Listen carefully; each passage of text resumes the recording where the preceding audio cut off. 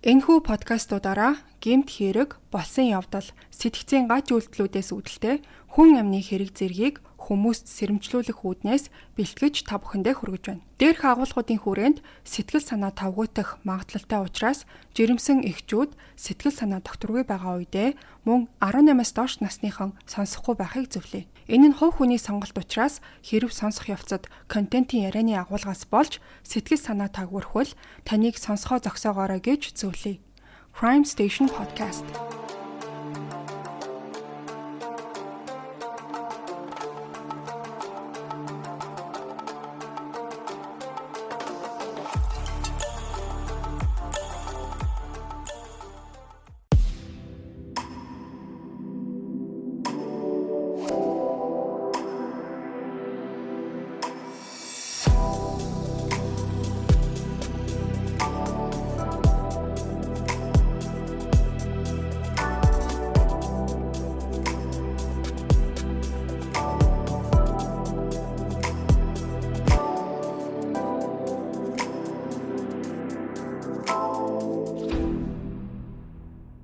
Бүгдээрэнд амралтын өдрийн мэнд хүргэе. За өнөөдрийн подкастаар та бүхэнд Night Stalker гэсэн хочоор олон нийтэд танигдсан Richard Ramirez гэдэг хүний талаар Руслан бит хоёр ярихад бэлэн болоо сууж байна. За тэгэхээр энэ хүний талаар сонсч байсан хүмүүс нэлээдгүй байгаа бах, сонсоогүй хүмүүс ч гэсэн байгаа бах. Чиний хувьд Richard Ramirez-ийг ер нь хэр сайн мэддэг байсан бэ? Анхны удаа л сонсч байна. Урд нь ерөөсөө мэддэггүй. Чич тэгтээ тийм иймэрхүү юм сонсдоггүй л тэгэхээр мэдэхгүй байх нь аргагүй.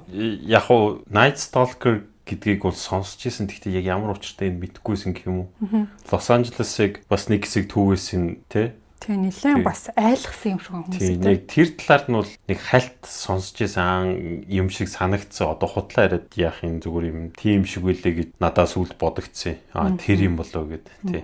Night Stalker-ыг одоо монголоор юу гэхээр юу гэмэр юм бэ? Шөнийн stalker гэдэг чинь одоо нэг хүмүүсийг ингэ нэг мушгиж хоньс нэгээд нэг юм ажиглал ингээ хараад идэх хүмүүс гэдэг шүү дээ. Stalker хүмүүс ер нь одоо нэг жоохон stalker syndrome гэж байгаад байдаг шүү дээ. Одоо шөнөөр мөшгөгч гэх юм уу тий одоо шууд орчуулах юм ба. Тий, ер нь барыг тийм баг тий.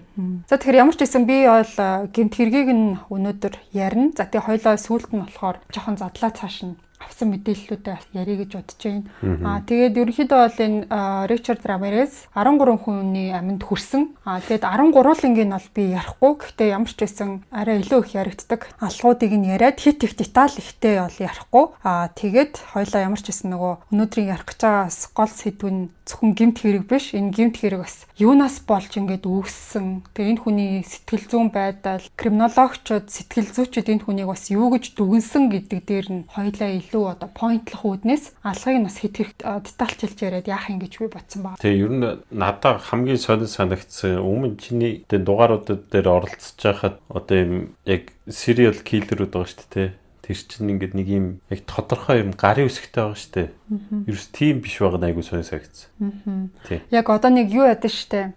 Зарим хүмүүс болохоор одоо Ted Bundy-гийн хувьд гэхээр өөрийнхөө үерхжсэн найз эмэгтэйтэйгээ төстэй хүмүүсийг онилдог ч юм уу те нэг тийм юм байгаад идэв шүү дээ хүмүүс ер нь ингээд нэг зөвсөл зарим алуурчууд болохоор зөвхөн одоо нас барсныхан дараа бэлгийн харилцаанд ордог ч гэдэг юм уу нэг тийм нийтлэг юм байгаад идэв шүү дээ тийм юусоо байхгүй насны ангилал юусоо байхгүй хөгшүүн хүнч байсан хохирогч дунд нь жоохон хүүхдч байсан тэгээ эрэгтэй хүнч байсан гэхдээ яг эрэгтэйчүүдийг нь бол шууд л ингээд буудаал шууд л алаад исэн юм байл л дээ ер нь их зодтолсон юм байхгүй эмэгтэйчүүдийг бол нэлийн зовоосон юм. Ер нь гэхдээ паттерн сүүлдээ бол гарч ирсэн. Яг юм гэхдээ тодорхой паттерн байхгүй юм шиг мөртлөө яг нөгөө юу гэдэг тэр хүн өөрөө сонголт хийхгүйгээр автоматар тийм юмыг сонгодог бас нэг паттерн байгаад байгаа шүү дээ. Даалдах humсар нь ийшээ орчий, энчээ хэрэг тарчий гэсэн.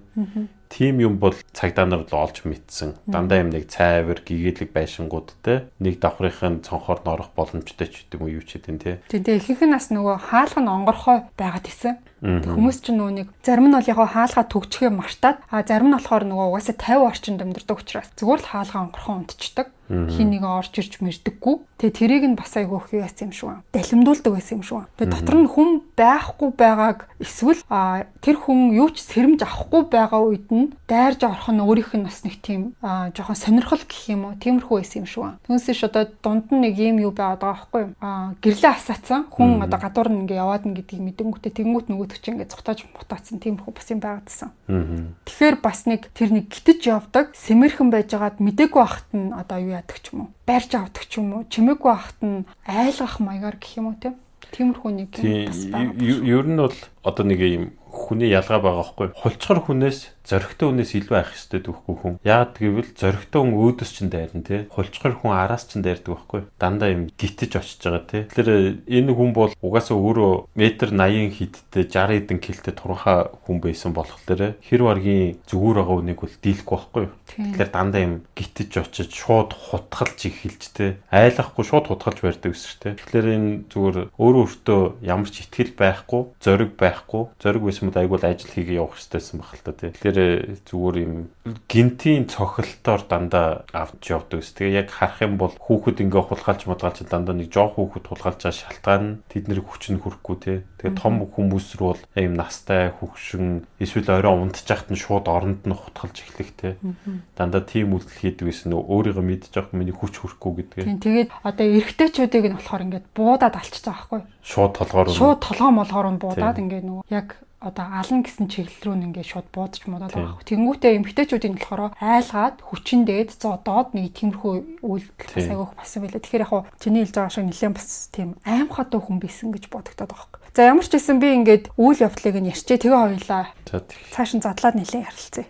Рикардо Лейва Муниос Рамирес 1960 оны 2 сарын 29-нд Эл Пасо хотод төрсөн. Ер нь арга амьдралынхаа туршид бол Ричард гэж тийм нэрээр бол хүмүүс дууддаг байсан. За тэгээд 5 хүүхэдтэй айлын хамгийн бага нь олж төрсөн юм байна. Түүний ээж аав хоёр болох Жулиан болон Мерседес Рамирес нар нь Санта Фе Рэлвейд ажиллах боломжтой олсны дараа Мексикийн Хуарес хотоос Эл Пасо руу нүүсэн юм байна. Жулиан гэдэг аав нь болохоор Мексикийн иргэн. За тэгээд Хуарес хотын цагдаагийн албан агч байжгаад ер нь бол одоо зам байдлын хувьд нэлээд тийм түргэн ааштай, айгу түргэн хурдан ууралцдаг, уур бухимдлаа ингээд ойр хавдаа таарлцсан хин нэгэн дээр гаргадаг тийм төрлийн хүн байсан. За харамсалтай нь тухайн одоо гаргадаг, уураа гаргадаг хүн нь ихэнхдээ Ричард байдаг байсан маа. Бага наснаасаа хүчирхийлэлд өртгөх нь хүүхдийн сэтгэл зүй, зан төлөвт нь бол асар их хор нөлөө үзүүлдэг гэж ярьдаг. За Ричардын хувьд бол хүчирхийлэл гэдэг зүйл өдөр тутмын амьдралынх нь бараг нэг салшгүй нэг хэсэг болсон гэж яригддаг юм билэ. Гэхдээ бодит байдал дээрээ бол яг энэ бага насны хүчирхийлэл байгаа зүйлээр бүх зүйл дуусаагүй. Ричард Рамиресийн нэг үеэл одоо Майк Рамирес гэдэг хүн болохоор өөрийнхөө нөлөөнд маш их одоо автуулсан тийм хүн болж хувирсан. United States Army Special Forces одоо шагнал хүртжсэн тийм зэрэг байсан Майк бол жинхэнэ утгаараа бүр хамгийн муу мухай бүхнийг Ричард Рамиресэд зааж өгсөн хүн гэж үздэг. За энэ Майк гэдэг ах нь болохоор дайны бүс нутгаас гэртээ харж ирснийхээ дараа Вьетнамын дайнд одоо оролцож тухайн цуст харгас үйлдэлүүдийнхээ талаар Ричардэд маш дэлгэрэнгүй одоо ярьж өгдөг байсан маа. Тэр бол Вьетнам эмэгтэйчүүдийг яаж хүчинддэг, яаж тамлаж зовоож исэн тухайга бүр бахархалтай аргагүй ярьдаг байсан. Бүр өөрийнхөө ингээд нөгөө хохирогчдийнхоо полароид зургуудыг Ричардэд одоо үзүүлдэг байсан маа. За тэгээ тухайн зургууд дээр нь болохоор хохирогчд нь ихэвчлэн ингээд хөлөөлтсөн амийг нь одоо бүгэлсэн байдалтай, Майк цогцсных нь хажууд бараг л сайрхсан байдалтай зураг авахулсан тийм одоо байсан. За тэгээд ярьж зураг үзүүлэхээс гадна айрамд сурсан олон төрлийн одоо чадваруудаа Ричард Рамиресэд бол зааж өгсөн. За тэрэн донд нь болохоор ингээд хүнийг яаж сэмхэн гитэж одоо уул мөр үлдээлгүй хөнөх арга энтергээ тиймэрхүү зүйл заадаг байсан маа. Ингэснээр Ричардын хүүхэд нас өсвөр насны ихэнх үед Майк түүний одоо хамгийн дотны хүмүүсийн нэг байсан болохоор түүнийг байхгүй үед Ричард бол маш их одоо тийм ганцаардлыг мэдэрдэг байсан. Майкийг байхгүй хахад Ричардтай өөр ингээд ойр дотн харилцдаг хүн байхгүй. Ядчихад одоо ингээд аавынхын зүгээс нэлээд хүчирхийлэлтэй байдаг байсан болохоор Ричард орой болонгууд гэрээсээ гараад амьдардаг хотынхоо оршуулгын газарт очиж нэг хэсэг бол унтдаг байсан маа. Тэгээ тийм газарт очисноор өөртөө ер нь бол ингээд бага хэмжээний ч болтугай амар амгаланг мэдэрдэг байсан юм байна. За тэгж байжгаад 13 настайд нэг эвгүй зүйл тохиолдсон. За тэр нь юу байсан бэ гэхээр нөгөө Майк гээд ах нь болохоор 1973 оны 5 сарын 4-ний өдөр эхнэртэйгээ хэрэлдээд Тэгээ нөгөө ч револьвер гаргаж ирэнгүүтээ одоо нөө Джесси гээд эхнэрийнхээ нүүрлүүнд буудаад амь насыг нь хөнөөсөн юм байна. За энэ Джесси гээд эхнэр нь буудуулсны дараа Ричард одоо яг ингээд нүдэрээ хараа зогсож байгаа шүү дээ. Тим юм бэжиж өрөөсөө туслах гэж оролдоогүй, хин нэгнийг дуудах гэж өрөөсөө яараагүй, харин зүгээр л суугаад нүднийхээ өмнө болж өнгөрч байгаа зүйлийг зүгээр л ажиглаж хараад сууж байгаа байдалтай байсан. Мэдээж Джесси амиа алдсан энэхүү хэргийн дараа Майк баривчлагдсан. За тэгээ удалгүй бол шоронд хоригдсон. Дараа нь Ричард гэр бүлийнхэн болон сургуулийнхаа хүүхдүүдээс улам бүр хөндөрж эхэлсэн. Урд нь ч гэсэн ер нь дуу цөөтэй айгүй тийм дутагшоогоо хүүхэд байсан бол яг тухайн үйл явдлын дараа бүрч илүү их хаалттай нэгэн болж хувирсан. Тэг Майк шоронд орсноор одоо Ричард дахиад ингээд ганцаараа үлдсэн гэсэн үг. За Ричардын эгч Рут гэдэг хүн байт юм байна л да. Тэр болохоор ингээд дүүгийнхаа тийм сонин зан авирыг ерөнхийдөө бол анзаардаг. Ээж аавынхаа гаарт ингээд гэртээ байн хүчирхийлэлд өртдөг байсныг нь ч гэсэн аягүй сайн мэддэг байсан. Тийм болохоор өөрийнхөө нөхөр Роберттойгоо ярилцаад Ричардыг бол ингээд гэртээ бид нартэй хамт амьдарч болно гэд хэлсэн юм байна. За тэгээ угаасаа аав нь уурлахаараа байнга л одоо зохиж зодж идэг учраас тэрнээс цухтаахын тулд эгчийнхээ гэрт ингээд хүргэн ахтайгаа хамт амьдрахаар болсон. Тэгээ тухайн үедээ бол Ричардын хувьд одоо энэ эгчээндээ очисон явдал нь зөв шийдвэр юм шиг санагдчихсэн боловч үнэндээ бол Ричард Рамиресийн амьдралыг бүр эргэлт буцалтгүй өөрчилсөн, бас л одоо муу талаасаа нөлөөлсөн тийм одоо зүйл болсон юм билээ. За яагаад тэгсэн бэ гэхээр Роберто гэдэг нөгөө эгчийнхэн нөхөр нь эмэгтэйчүүдийг нууцаар тагнаж тийм харах одоо зуршилтай байсан юм байна л да. Энийг нь болохоор voyeurist гэж нэрлэдэг юм байна. За энэ voyeurist гэдэг нь болохоор бусдыг нууцаар ажиглах, за жишээ нь одоо усанд орж байхад, хувцас сольж байхад мэдэгдэхгүйгээр харах, нууцаар бичлэг хийх, за ерөнхийдөө бэлгийн таашаал авах гэж хийдэг үйлдэл юм байна. Voyeurist disorder гэж хүртэл байдаг. За ийм төрлийн одоо гаж дон гэж хэлж болно. Тэгэхээр Рутийн одоо нөхөр нь яг ийм төрлийн эмгэгтэй байсан. За шүн олонгууд гэрээсээ одоо симэрхэн гараад хөрш айлуудын эргэн тойрноор нь тэнүүчлээд за тэгчээд эмгтээчүүд тэр бүхэл одоо өсвөр насны охтуудыг цонхоор нь шагааж хараад тэднийг нууцаар одоо ажиглахаас таашаал авдаг тийм хүн байсан маа. Тэгээ Ричард Рамирес тэдэнтэй хамт амьдарч эхэлсний дараа Роберто бол шүн одоо өөрийнхөө хийдэг тэрхүү зүйлдээ дагуулад явдаг болж эхэлсэн. Тэрнээс гадна баригдахгүй байх арга мэхийг ч гэсэн зааж өгсөн. Ерөнхийдөө бол яаж ч утсаа одоо ингээ өсвөр насны хүүхдийн амьдралд хамгийн их хэрэгтэй зүйл нь зөв үлгэр дуурайлал байх явдал байдаг. Гэхдээ Роберто бол түүний амьдралд огт одоо ингээд гэрэл авчраагүй харин ч бүр эсэргээрээ харанхуй зам руу одоо түлхсэн гэж үздэг. За тэгээ эгчэндээ амьдарч байгаа хугацаанд нөгөөх чинь хар тамхи туршиж үзэж эхэлсэн. За удалгүй марихуан татах, бас LSD хэрэглэх нь түүний өдөр тутмын амьдралын нэг хэсэг болсон. Тэгээ ийм төрлийн одоо хий юм харахад хүргэдэг мансууруулах бодис татагдсан болохоор удалгүй эвгүй муу зүйлүүдэд улам илүү сонирхлон татагдаж сатанизмыг ч гэсэн сонирхож эхэлсэн. За тэгээд тэр сатанизмын зан үйл сургаалыг шимтэн судлаад уг нь хичээлээ хийгээд сууж авах хэрэгтэй хүүхэд ч дээ. Тэгээ өөрийнхөө хүснээр зөвхөн өөртөө таалагдсан амьдралаар амьдрахыг хүсдэг гэдгээ одоо хүмүүст ил тод хэлдэг байсан юм байна. Ричардын энэхүү одоо бузар муу бүхэнд татагдах сонирхол, за хар тамхины хэрэглээ, бас эмэгтэйчүүдийг нууцаар тагнах зуршил нь нөө Майк гээд үеэлэн шоронгоос суллагдсны дараа бүрч илүү их нэмэгдэж эхэлсэн. За тэгээ 1977 онд тэр Майк гээд уяалхан суллагдсан юм билээ. Тэгэхээр ерөнхийдөө 4 жил шоронд суугаад гарсан гэсэн үг. Тэгээ яагаад суллагдсан бэ гэсэн чинь Майкийг болохоор сэтгцийн өвчтөй болохоор эрүүгийн хариуцлага хүлээлгэх боломжгүй гэж шүүх үзээд сүүлдээ бол цагаатгсан юм билээ. За тэгээд Майк ч нөгөө Вьетнамын дайн энтерт оролцоод ирсэн одоо дайны дараах PTSD-тэй болчихсон гэж хүмүүс айгүйх яриад байдаг шүү дээ. Сэтгэл зүгөө удирдах чадахгүй маш аимшигтай зүйлүүд ингээд олон одоо удаан харсан болохоор тэрнээсээ үүдэлтэйгээр Америкууд ийм цэргийн хүмүүсээ шүүхээр оруулахаараа илүү бас зөөлөн хандах тал бол ажиглагддаг. Тэгээд энэ хүн бол цагаатгагдаад суллагдсан юм билээ. За тэгээ эндээс харахаар Майк болон Роберто хоёр Ричард Рамирес гэх хүний амьдралд шууд утгаараа байж болох бүр хамгийн муу муухай үлгэр дуурайлал болсон хүмүүс гэд ойлгочих болно. За зарим хүмүүс одоо амжилттай ажил мэргэжилтэй болоод том мөрөөдөлтөд хүрэхийг зорддог бол Ричардын мөрөөдөл нь шал өөр байсан. Тэр бол бодит амьдрал дээрх одоо хамгийн хорон санаатай хүн болоод үргэлж ялж гардаг тийм дүр төрх бүтээхийг хүсдэг байсан юм байна. Ричард Рамиресийн хамгийн аюултай зан чанар нь хинч түүнийг одоо хүсээгүй зүйлийг нь хийлгэж чаддаггүй байсан. За тэрнээс гадна хэрвээ ямар нэг зүйл түүнд хэрэгтэй, ямар нэг зүйл өөрт нь ингээд таалагдах юм бол хинээч зөвшөөрлөхгүйгээр зүгээр гуйлгүйгээр авч сурсан гэхүүдэн. Ингээд Ричард болохоор ийм байдлаасаа болоод жижиг сажиг гэмт хэрэг хийж эхэлсэн. За эхлээд бол тэр дэлгүүрээс хулгай хийгээд Робертогийн зааж өгсөнчлэн шөнөөр бол хөршийнхөө эмэгтэйчүүдийг нууцаар ажигладаг болсон. Гэхдээ энэ хэргийг тэр ямар ч тийм нарийн төлөвлөгөө өндөр байхгүй, ямар ч бэлтгэлгүйгээр хийдэг байсан болохоор удалгүй баригдаад анх удаа цагдаад саатуулагдсан. Анх баривчлагдах үедээ Ричард дөнгөж өсвөр насны хүүхэдтэйсэн болохоор түүнийг насанд хүрээлгүйчүүдийн хүүхдийн хорих руу илгээсэн. Тэгээд тэр ямар ч байсан ялаа эдэлж дуусаад суллагдсан. Гэхдээ хүүхдийн хорхоос гарснаас нь удаачгүй тэр бол дахиад баривчлагдсан байгаа. За тэр нь болохоор 1982 онд марихуан хадгалсан гэсэн тийм хэрэгээр баригдчихсэн юм байна. За тэгээ тэр үед нь болохоор тэнсэн харгалзах ял оноосон. За тэгээ хэсэг хугацааны дараа энэ хүн бол эрх чөлөөтэй болсон гэсэн үг. Ахлах сургуулаа төгсөлгүй орхихоос өмнө Ричард болохоор өөрийнхөө амьдардаг хотынхоо Holiday Inn гэж зочид буудалд цагийн ажилд орсон. За тэгээд тухайн буудалд юу гэдэг вэ гэхлээр өрөөнүүдийг цэвэрлээд зочид буудлын ерөнхийдөө эмх зэгцтэй байдлыг хангах тийм үүрэг байсан. За тэгээд тэр цагийн ажлаа хийж агаад удалгүй бүх өрөөнүүдийг онгойлгож болдог тийм мастер түлхүүр гэд байд юм байна л та. Тэр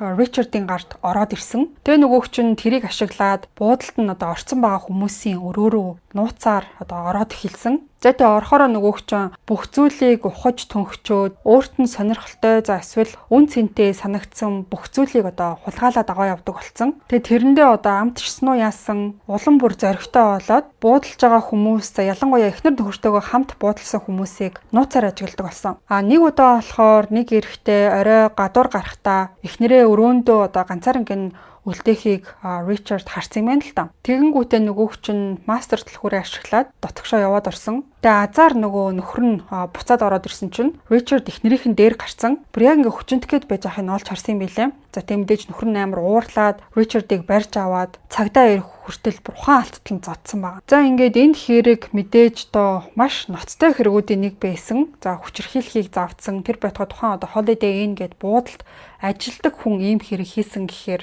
магадгүй тэр хоёр хүн шүүхээр ороод явсан бол асуудал бүр томрох байсан бах. За гэхдээ тухайн хоёр эхнэр нөхөр хоёр болохоор Ричардын эсрэг эрүүгийн хэрэг үүсгэхээс татгалцсан билээ. За яагаад гэхээр тэр хоёр өөрсдийн амьдардаг мужаасаа Texas руу буцаж очиж шүүхэд гэрчээр мэдүүлэг өгөхийг хүсээгүй юм байна. За мэдээж ингээд бас нэлээд хол амьдардаг байсан бол нааш цаашаага яваад авах бас айгүй хэцүү байсан баг. За ингэснээр Ричард Рамирес үйлдэлийг завдсан хэрэгээсээ бараг ямар ч шийтгэлгүй мултарч чадсан. За энэ явдал бол түүнд юу хийж болох боломжтой гэдгийг мэдрүүлсэн тийм нэг зүйл болж хувирсан. Ямар нэгэн зүйл хийх юм бол ингээд баригдаад, задуулаад, цагдаад баригдаад, хууль шүүхээр явах юм байна гэсэн уг нь л эрүүл хүн нэг тийм юм бодно доо. Ричард бол бүр харин ч эсэргээрээ өөрт нь илүү их сонирхолтой санагдсан байна. 9-р ангидаа байхдаа Ричард бол Эл Пасо дахь Jefferson ахлах сургуулаа хаяад гэр бүлээсээ бүр мөсөн холтохоор шийдсэн. Тэр бол өөрийг нь байнга дарамталж зоддог, аавынхаа дэргэд байхыг огт хүсээгүй. Бас эгчтэйгээ ер нь харилцаа нь айгүй сайн, за тэгээ нөхөртөө ч гэсэн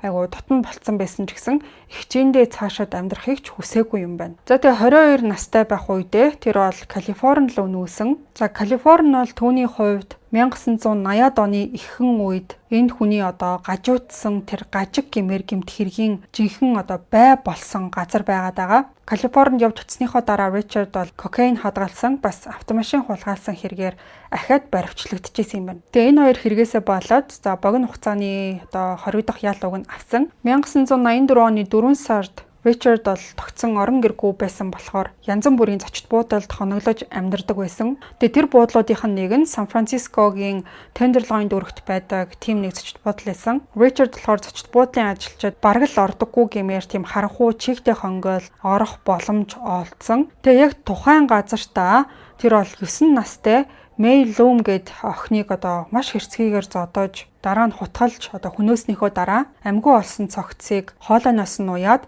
тэгээ дүүжлээд үлдээсэн байгаа. Мэдээж энэ аллага бол маш аимшигтай байсан. За тэгээд цагдаа нар охины цогцыг олохоос нэлээд хэдэн хоногийн өмнө Ричард тухайн зочид буудлыг орхиод явсан байсан болохоор хин ч бол түүнийг сэжиглээгүй.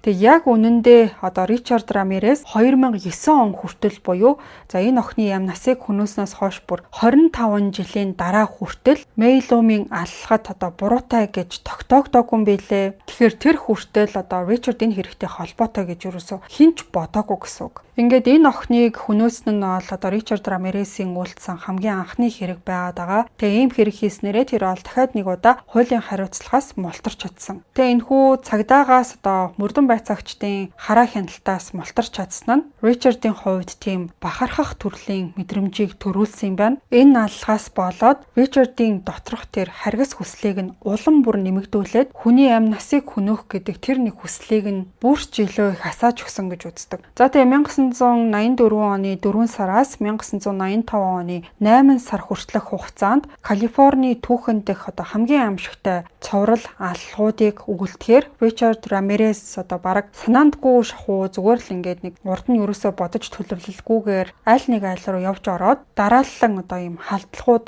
үйлдэж эхэлсэн түүхтэй. За 1984 оны 6 сарын 28-нд тэр бол 2 дахь хохирогчийнхоо амь насыг хөнөөсөн. За тэгээ түүний одоо хохирогч болсон хүн нь 79 настай Jenny Vinco гэдэг хүн байсан. Jenny болохоор Лос Анжелес хотын Glacial Park дүүргийн жижигхэн орон сууцнд одоо ганцаараа амьдардаг байсан юм байна. За Ричард болохоор түүнд бэлгийн хүч хэрхээлэл үйлдснийхээ дараа хутгалж одоо амь насыг нь хөнөөсөн. За хэргийн газраас цутгаасаа өмнө тэр эмэгтэй толгойг нь бараг таслах шахам зэрэмдгэлсэн. За өөрийг нь илчлэх бүр ямар ч уулмөр үлдээхийг хүсээгүй. Гэхдээ нэг зүйл үлдсэн байсан. За тэр нь болохоор орон сууцлуу нэвтрэхийн тулд салгасан гэж үзсэн. Цонхон дээр үлдсэн тийм бүдэгхийн хурууны хээ байсан. Тэгээ яг хурууны хээ цагдаа нар олж чадсан ч гэсэн алуурчныг бол шууд барьж авах нөхцөл бололцоо хараахан үүсч чадаагүй. За тэгээ дараа нь 1985 оны 3 сарын 27-нд урдны хийсэн алхаасаа жил хүрэхгүй хугацааны дараа Ричард дахиад нэг хүнийг алхаар шийдсэн юм байна. За энэ удаад болохоор тэр Калифорни мужийн Роузвейд хотод 22 настай Мария Эрнандесийг гэрийнхээ одоо үүдэндээ байхад нь хөнөөхийг завцсан юм билээ. За хөнөөхийг завцсан гэдэг нь яасан бэ гэхээр Мария болохоор яг машина гараж руу оруулчаад тэгээ гэрлүүгөө орох гэжсэн чинь Ричард Рамирес болохоор гарбуу барьцсан одоо өөдөөс нь ингээд чиглүүлээ зогсчихсан маа. Тэгээ яг нөгөөх чинь гохоо дарахаас өмнө хүн Мария одоо инстинктээрээ гараа нүүрнийхээ урд өргөөд өөрөөр хэлэх юм бол ингээд зөнгөөрөө өөрийгөө хамгаалах гэж оролцсон нь тэр байсан. За тэгсэн чинь Аз таарад Мариагийн гартаа барьж авсан олон тэр түлхүүрнүүд сум нь ойгоод за тэгээд чиглэлээ өөрчилсөн болохоор түүний нүрийг нь ямартаач оноогүй юм билээ. Тэгээ өөрийнх нь одоо бууцсан сум байнда тусаагүй гэдгийг ойлгосон Ричард бол хэргийн газраас одоо айл болох хурдан холтгоор шийдсэн. Тэгжсэн чинь Мариагийн хамт амьдардаг Дейл Йоши Оказаки гэд эмэгтэйтэй нүүр тулсан.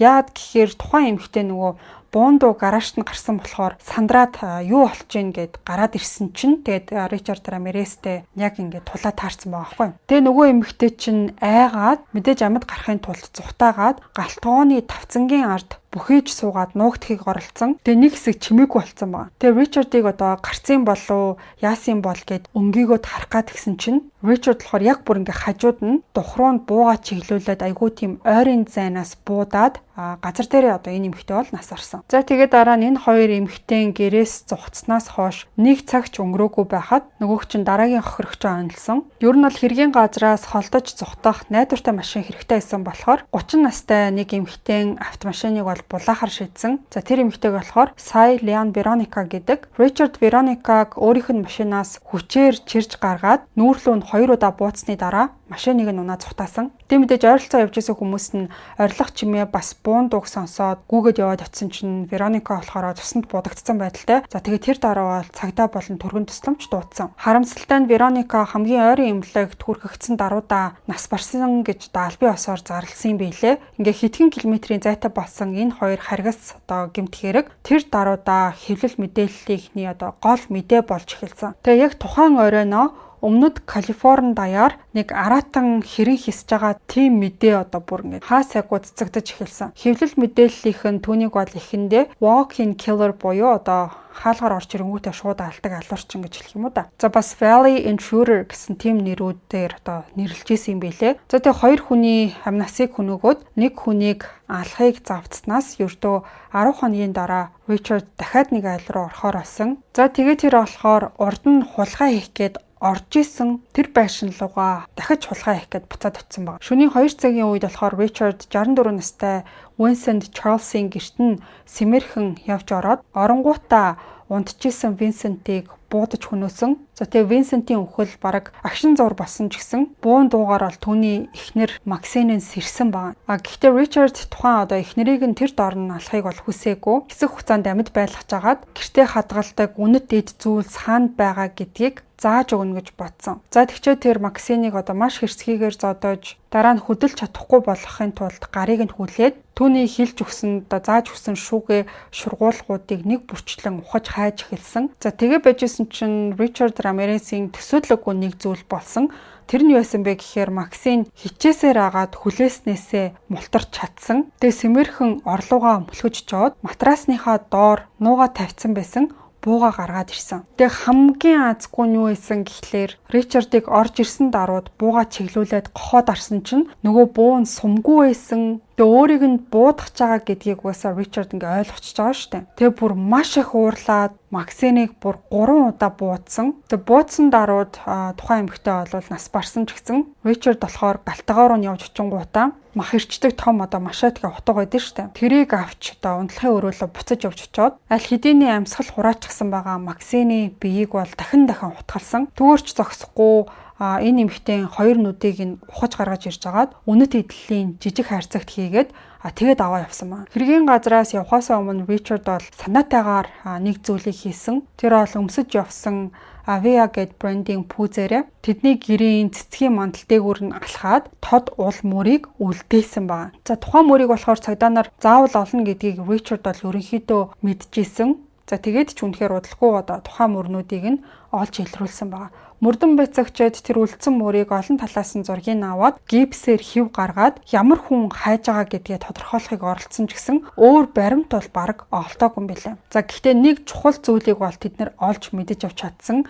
Тэр нь юу вэ гэхээр хэргийн газарт үлдсэн сумны хонгоонууд, сумнууд бас хэдхэн хоногийн өмнө Rosemead хотын алхуудад ашиглагдсан сумтай нь бүр яг ижилхэн байсан. Тэгээ тэрнээс нь мөрдөн байцаагчид юу гэж ойлгосон бэ гэхээр тэд нэр бол тусдаа санаандгүй тохиолдсон тийм аимшигтай алхуудтай нүүр тулсан биш, харин цоврал алуурчны мөрөөр ингээд мөшгөж яваад байгаа юм байна гэдгээ тодорхой ойлгосон. Ингээд дараагийн хэдэн сарын турш Ричард бол яг урдных шигэ цоврал алхаа үргэлжлүүлсэн. Түүний хүний амийг хөнөөх арга барил хохирогч болгон дээр өөрчлөгдөжсэн. Ихэнх эмэгтэй хохирогчдоо тэр бол алхаасаа өмнө эсвэл яг ам тавьж авах үед нь бэлгийн хүчирхийлэл үлддэг байсан юм байна. Тэгээ зармиг нь болохоор маш хэрцгийгээр зодож, зармиг нь цахилгааны утсаар тогонд цохиулж ингээд тамалдаг байсан маа. Зармиг нь боомолж, зармиг нь болохоор хүнд зүйлээр цохиж хөнөөдөг байсан. За хид хідэн тохиолдолд бол маш ойрын зайнаас шууд буудаж дараа нь цогцыг нь зэрэмдгэлдэг байсан. Гэхдээ ямар ч байсан азар бол цөөн хэдэн хүн Ричард Рамиресийн халдлагаас амьд гарч чадсан. За 1985 оны 8 сарын 24-нд тэр бол Калифорни мужийн Orange County-д байдаг Mission Viejo хотыг зөрсөн. За тэнд тэр бол хулгайлсан машина James Romero Jr. гэдэг хүний гэрээс хідэн байшингийн зайтай газар байрлуулад тухайн үед тэр James гээд хүн бас 13 настай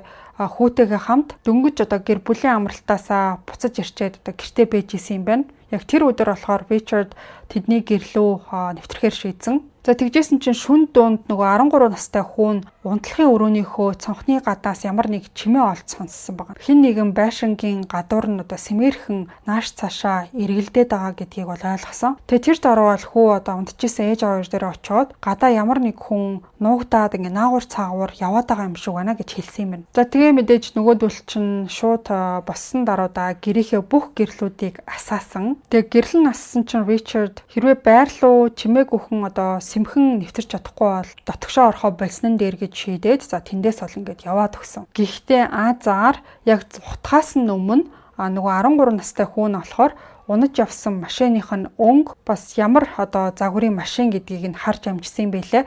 Тэрнээс гадна машины улсын дугаарынх нь зарим тоо үсгийг нөгөө хүчин цээжилж чадсан. Ингэснээрээ ердөө 13 настай хүү Ричардын талаар тухайн үеийн айлч мөрдөн байцаагчаас илүү хэрэгтэй мэдээллүүдийг олж чадсан. За тэгээ аав нь бол шууд цагдаад мэдэгцэн. Ингээд тэд нар бол 13 настай хүүгийнхээ ачаар цоврал алуурчны гараас мултарч чадлаа гэдгээ тухайн үед ойлгоогүй ч гэсэн дараа нь бол мэдэж авсан. За тэгээ Ромеро Лаглогийн гэрт хийсэн оролдлого бүтлгүүцсний дараа Ричард бол Bill Carnes болон түүний удахгүй гэрлэгчсэн сүйт бүсгүй Ines Erickson-ы гэрлүү явж орсон. За урдны адил тэр бол хаалгыг чимээг өхөн онгойлгож дотгошоо ороод хосуудын унтлахын өрөө хүртэл сэмхэн явсан. Тэнд бол Ричард буугаа цэнгэлэхэд одоо ингээд дуугаар авсан чинь Bill Carnes тэр чимээнээр нь сэрсэн. Тэгээ сэрэнгүүтээ нөгөөдөг чинь толгоогоо өндийлгөөд одоо босч ирэхийн завдлахгүй Ричард бол түүн рүү 3 удаа буудсан юм байна.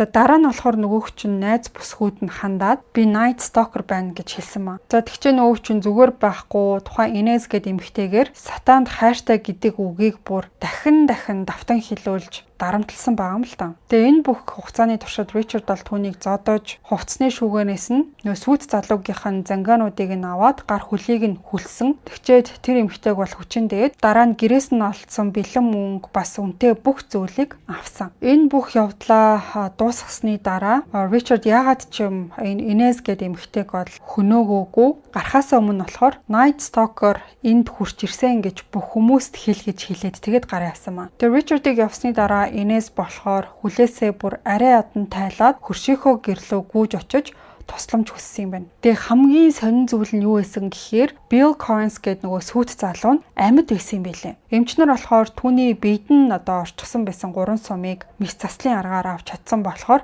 тэр бол амьд үлдээд одоо аврагдаж чадсан.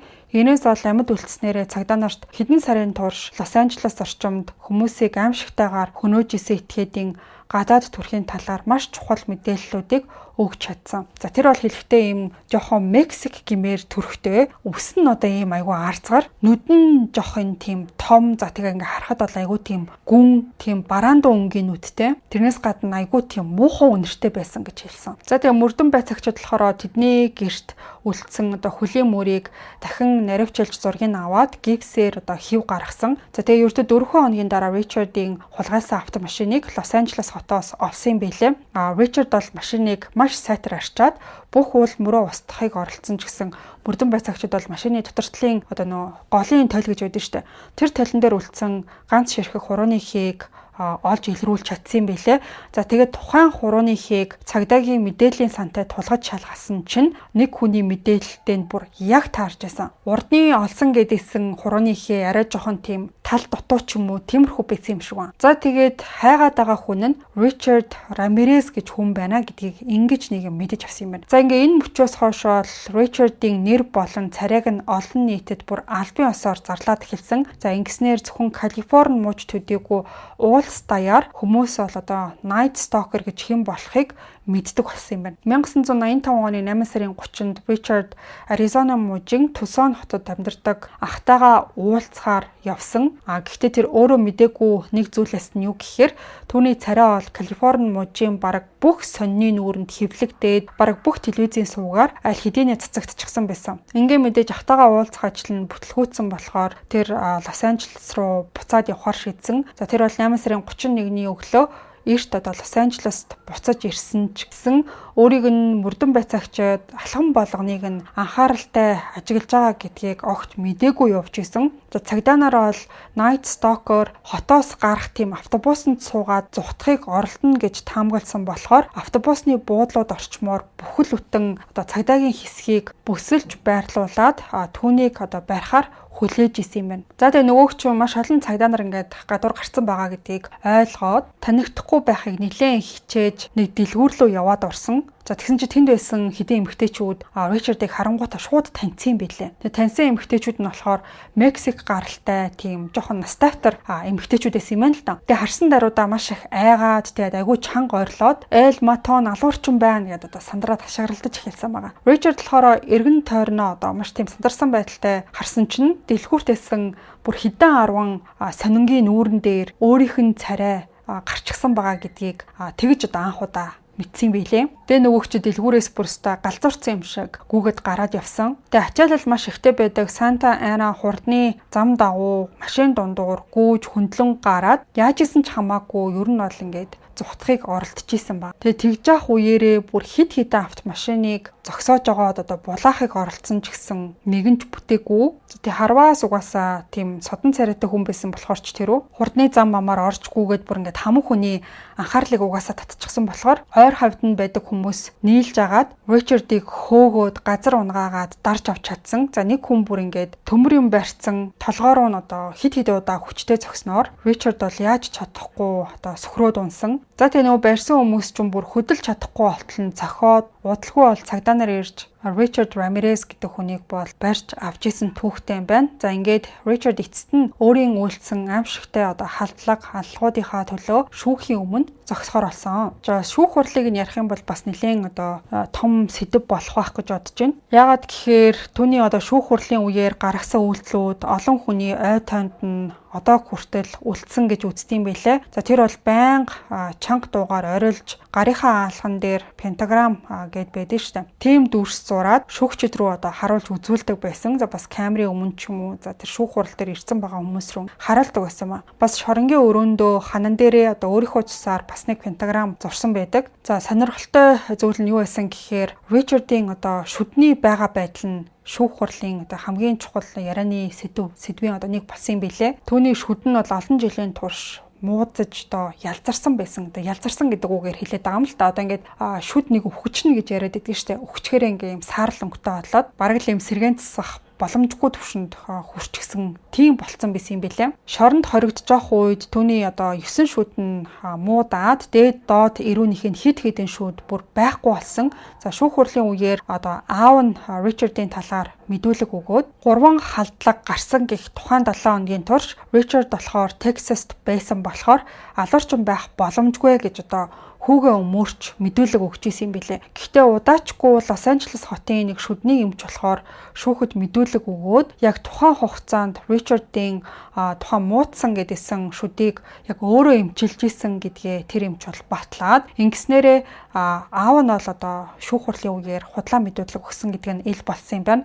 За 1989 оны 9 сарын 20-нд Ричард Рамиресийн шүүхийн тогтоол нь гараад за 13 хүнийг санаатаагаар хөнөөсөн 5 удаагийн хүн амны хэрэг үйлчлэгийг заавцсан 11 удаагийн бэлгийн хүчирхийлэл 14 удаагийн орон байрны хулгай гэсэн ийм хэрэгүүдэд бол буруутай гэдэг нь тогтоогдсон юм байна. 1989 оны 11 сарын 7-нд Калифорни мужийн шүүх бол түүнийг хийн камераар цаазлах 19 удаагийн цаазын яалыг оноож исэн. За тэгээ нөгөөг чинь ял сонссныхаа дараа сэтгүүлчид рүү харж нэмсэглээд ингээл болоо юу. Үхэл угаасаа миний замын нэг хэсэг байсан. Диснейленд дуулццгаая гэж хэлсэн юм байлаа. Энэ хэлсэн үгийг нас хүмүүс одоо л яриад байдаг. За тэрнээс гадна одоо ерөөсөө миний ойлгодоггүй нэг зүйл бас болж өнгөрсөн. Тэрний юу вэ гэхээр өмнөд Калифорниг одоо тэр чигт найдаас тавтуулж исэн энэ сэжгийн цуврал алуурчныг биширч шүтдэг эмэгтэйчүүдийн тоо бүр үнэхээр олон байсан байгаа. Өөрсдийгөө Ричард Рамиресийн шүтэн бишрэгч гэж нэрлсэн маш олон эмэгтэйчүүд бол түүнд захаа бичээж шоронд хүртэл одоо эргэж өчтөг байсан юм билээ. За тэдний дундаас хамгийн одоо алдартай хүмүүсийн их мэддэг нь болохоор Дорин гэдэг эмэгтэй байсан. Дорин болохоор Ричард хоригдож байгаа хугацаанд нийт түүнд бол 75 орчим захаа бичсэн. За тэгээ Ричардын талаар ярихдаа тэр сайхан сэтгэлтэй, хөгжилтэй, сэтгэл татам хүн. Миний бодлоор тэр үнэхээр гайхалтай хүн. Тэр бол миний хамгийн сайн найз, миний хамгийн дотны хүн гэж одоо сэтгүүлчдэд ярьсан байдаг. За удалгүй Ричард бол Доринд гэрлэх санал тавьсан билээ. За хэдийгээр Ричард амьдралынхаа үлдсэн хугацаанд шоронд өнгөрөөж эцэст нь цаазлуулах хувь тавилантай байсан ч гэсэн тэр хоёр 1996 оны 10 сард Сан Квентин мужийн шоронд бол гэрэлсэн байлээ. За тэгээ хуримнасаа хойш олон жилийн турш Дорин сэтгүүлчид, найз нөхөд, гэр бүлийнхэндээ нэг зүйлийг бол байнга одоо хэлдэг байсан. За тэр нь юу гэхээр Ричардыг цаазлагдах яг тэр өдөр би өөрийнхөө амийг хорлоно гэж тангаргалж одоо хэлдэг байсан маа. Гэхдээ яг энэхүү одоо хайр дурлал бол удаан үргэлжлээгүй. Дорин эцэс сүүлдээ Ричардыг хайсан. За тэгээ яг ямар шалтгаанаар салсан гэдэг нь олон нийтэд бол хизээч ил болж байгаагүй. За тэгээ зарим хүмүүсийн үздгээр бол Дорин одоо Ричардын үйлдсэн аимшигтай гэмт хэрэгүүдтэй өчүүхэнч гимшихгүй ямар ч одоо өрөвдөх сэтгэлгүй байдгийг нь бүрэн ойлгосныхоо дараа түүнээс нүүр буруулсан байж магадгүй гэж таамаглалт юм байна. Харин Ричардын хувьд энэ Дорин гэдэг эмэгтэйгээс салсандаа огт санаа зовдоггүй. За удаачгүй тэр бол дахиад сүү тавьсан юм байна. За тэгээ сүү тавьсан эмэгтэй нь бүр 23 настай Кристен Ли гэдэг нэртэй тийм одоо сэтгүүлч эмэгтэй байсан. За Калифорни мужид цаазын яалыг давж заалтах ажиллагаа бол маш олон жил үргэлжилдэг гэдгээрээ алдартай болохоор хэрвээ бүх шатны давж заалтах ажиллагаа дуусаад яалыг нь үнэхээр биелүүлсэн бол Ричард Рамирес 70 гаруй настай болсон байх байсан. За гэхдээ тэр бол 70 хүрч чадаагүй 2013 оны 6 сарын 7-нд Калифорни мужийн Green Bay хот дахь Marine General гэдэг эмнэлэгт 53 наснда нас барсан билээ. За түүний өвхлийн шалтгаан нь болохоор B-cell lymphoma буюу монголоор болохоор B эсийн лимфомоос болж үүссэн хүндрэлийн улмаас нас барсан билээ. Энэ нь болохоор нэг төрлийн хорт хавдрын хэлбэр нь өөр хүчин зүйлүүдээс болж нөлөөлөөд тэг хүндрэл үүсцээд нас барсан гэж тайлбарласан байлээ. За Ричард гэж хүн нас барснаар Лос Анжелес болон ойр орчмын бүс нутгийн оршин суугчид дахиж айдаст автгааргүй болсон ч гэсэн түүний хохирогчид бас ар гэрийнхэн нь энэ хүнийг нас барлаа тэг өглөө гээд төдийлөн тайвширлыг бол олж чадаагүй. Энэхүү цуврал алуурчин бол ямар ч тийм гимшсэн зүйлгүй, өрөвдөх сэтгэлгүй, хэрцгий цуврал алуурчин байсан гэж үздэг. Подкастын маань ерөнхий ивент тэтгэгч Skin Farm Clinic. Бидний арьс улирас солигдох болгонд ялангуяа манайх шиг агаарын бохирдол ихтэй орчинд өнгөө алдаж элдв асуудал үүсгээд байдаг. За нар салхинаас үүдэлтэй асуудлууд ч гэсэн их байдаг. За энэ асуудлын шийдлийг Skin Farm Clinic олон үйлчлүүлэгчдийнхээ санал хүсэлт туршлага дээр үндэслээд 3 төрлийн membership хөтөлбөрийг энэ оноос санал болгож байгаа юм байна. Энгийнээр хэлэх юм бол таны арьсыг нэг удаа гой болгоод өнгөрөх биш, жилийн 4 улирал арьсны хэрэгцээ дэмжлэгээ үйлчилгээг тогтмол системтэйгээр хангах зорилготой. Завгүй явсаар агаад өөртөө анхаарал хандуулахаа мартаад эсвэл нэг дор өндөр төлбөр төлөхөөс татгалзаж арьсаа гаргуунд нь гаргах үе бишгүй тохиолддог. Харин танд хэрэгцээт эмчилгээ үйлчилгээгээ үнэтэй биш, үе шаттайгаар Skin Farm Clinic-ээс авах боломж нэгдэж байгаа юм байна. Урьдчилан мэдээлэл авах линкийг description хэсэгт оруулсан байгаа. За ингээд хэдүүлээ дугаар руугаа буцаад оръё. За ингээд нэг цуврал алуурчин хүний түүх байна. Ер нь бол Ричард Рамиресийн сэтгэл зүйн профайлыг криминологч, сэтгэл судлаачид судлахдаа түүнийг нэг л шалтгаанаар тайлбарлах ерөөсө боломжгүй. Харин олон хүчин зүйл давхцсан гэж үздэг юм билээ. Түүний зан төлөвийг тайлбарлахдаа бол хүүхэд насны өссөн орчин тэгээд traumatized бас зөндөө болж исэн. Бага ах аав нас нэлээ зодож моддог. Уурлахаараа ер нь бол ингээл хамгийн ойр байгаа хүндээ хамаг уураа гаргадаг тийм байгаадсэн шүү дээ. Тэгээд нэмээд болохоор энэ өсвөр наснда энэ ч харт амх энэ төр хэрэгэлсэн байгаа. Зан чанарын эмгэг шинжүүд бас илэрсэн. За тэгээд хүч болон хяналт гэдэг зүйлийг ингээд гартаа хатгаад тэрийгэ үзүүлэх тийм хандлага энэ төр ажиглагдсан байгаа байхгүй. За тийм нэгдүгээрт бол яалтчгүй хүүхэд насны хүчирхийлэл тухайн гэмтлийнх нь нөлөө гэж зүйл байгаа даа. Нэгдүгээрт бол аав, хоёрдугаарт нөгөө Вьетнамын дайнд орж исэн гэд Майк гэдэг ах нэг шүү дээ. Энэ хоёр өөрсдийн нэг нь болохоор зодоод нөгөө нь болохоор дайнд оролцож исэн туршлагаасаа яриад хүчирхийллийн тэр дүр зураглал дайны үеийн харгас үйлдэлүүдийг үзүүлж исэн гэсэн ийм мэдээллүүд байгаа гэдэг. За энэ дээр болохоор криминологчдын тайлбар нь юу вэ гэхээр хүүхэд насны хүчирхийлэл бол дангаараа хүний гэмт хэрэгтэн болгодоггүй. Одоо ингээд хүүхэд наснда задуулж исэн хүн болгон алуурч угаасаа болоогүй байгаа шүү дээ.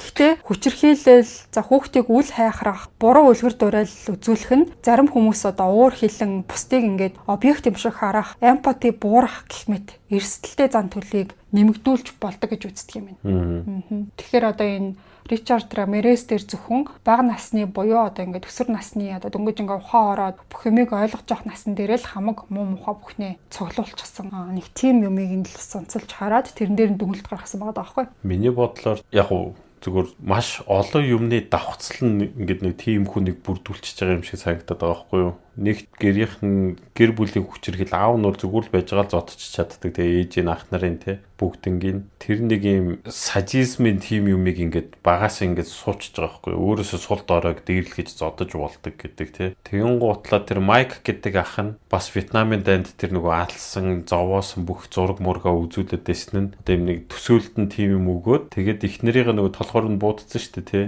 тэр нь ингээд одоо юу гэдэг зурагнуудыг харж байгаа төсөөлжсэн чи бодит амьдрал дээр тэгээд харчиж байгаа байхгүй юу? Тэр маргалтааны үндэс нь зүгээр чи ингээд дүүдээ ийм юм үзүүлэхэ болоо гэсэн юмнаас болоод хэрэлдэж эхэлсэн гэхлээр яг тэдний гэр бүлд нь ямар амар агрессив тийм юм байгаа вэ гэдэг нь харагдаж байгаа байхгүй. ах наранчтай бас нэг тиймэрхүү байсан гэсэн шүү дээ. Ер нь ингээд зэрэгт явж барахлаар хамгийн тийм зэрлэг мэрлэг тиймэрхүү. Тэр агрессионыг гаргаж болох юм байна гэдэг нэг тийм ойлголт төрсөн. Тэгээ Майк чинь шоронд суугаагүй сэтгэл мэдрэлийн юутэй нөө Вьетнамын дайнд явснаас болсон байсан гэдэг тийм тайлбартай байсан. Ер нь бол ингээ хүн алсан ч гэсэн ингээ тэрнээс мултарч болд юм гэдэг ойлголтыг бас нийлээ өгсөн юм болов. Ер нь бол ингээд яахчдгүй юм байна гэсэн тийм юм тасгцсан гэх юм уу? Тий. Тэгээ одоо сэтгэл зүйч тухайн үедээ шүүх хурдлаар нь сэтгцийн асуудалтай гэдгийг бол айгүй их нотлох гэж үзсэн байгаа хгүй өөрийнхөө өмгөөлөгч нь. Гэтэ мэрэгжлийнх нь 10 хэдэн мэрэгжилтэнгүүд нийлээд энэ бол эрүүл хүн байна. Өөрөө зоригтой санаатаагаар энийг хийсэн байна гэдэг дүгнэлт гаргаж байгаа. Өөрөө юу хийжсэнээ маш сайн ойлгоод зоригтойгоор хийжсэн гэдгийг нотолчихж байгаа. Гол зорилго нь тэр харт амьтны мөнгө олох байсан юм шиг байна. Тэг яг хуу psychopath гэсэн үнэлгээ бол ерөөсө гараагүй юм билээ. Тий.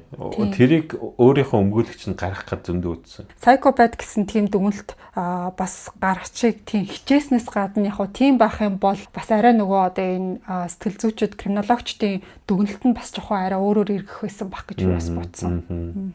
Тэгээ хамгийн гол нь эн чинь нөгөө нэг хохирогчдыг айлгаснараа өөрийгөө ингэж юм бусдаас илүү гэсэн тийм мэдрэмж бас авахыг айгүй хүсдэг байсан юм шүү. Тэгээд одоо бусдад айдас төрүүлэх гэдэг нь өөрийнх нь хувьд одоо юм нэг сатанизмыг айгүй шүтээд байгаа шүү дээ. Тэрнийх нь одоо юм нэг юу юм шиг. Тэрийг айгүй гоё тайлбарлсан байсан. Тэрний юу гэхээр одоо энэ нөгөө хүүхэд хүчирхийлэх ч юм уу те. Тэр үедээ нөгөө тэр таашаал авж байгаа нь ингээд сатаныг хараад яг одоо ямар ч хүн энэ дэлхийд байгаа ямар ч хүн яг жинхэнэ боддоор чөтгөр урд нь гараад дөрвөл ер нь бол мэрэгжлийн алуурчин мэдлаг дайчин биш вэ? Шууд ингээд сандраал яхаа мэдхгүй ингээд шууд амьдралдаа харж байгаагүй тийм аимшигтай марчвал те. Яг тэрүүнтэй адилхан ингээ хүүхэд ингээ сандраад ингэж байгаа тэр нь ингээ амар таашаал өгжсэн баха. Тэгээ сатан миний бие дотор байна гэж боддог байсан бах гэж хэлж байгаа байхгүй. Тэгэхээр айдсаас таашаал авдаг. Тэгээ ер нь бол бас нэг дүгнсэн юм нь антисошиал шинжтэй гэсэн байгаа байхгүй. Тэр хүн зовноо уйлнуу, яануу, гуйнуу ерөөсө хамаагүй. Тэгээ өөрийн хийсэн үйлдэлтэй гэмшсэн зүйлээ айгу бага илэрхийлдэг. За тэгээд угаасаа энэ одоо орчин нийгмийн хэм хэмжээг хүнддэг үү?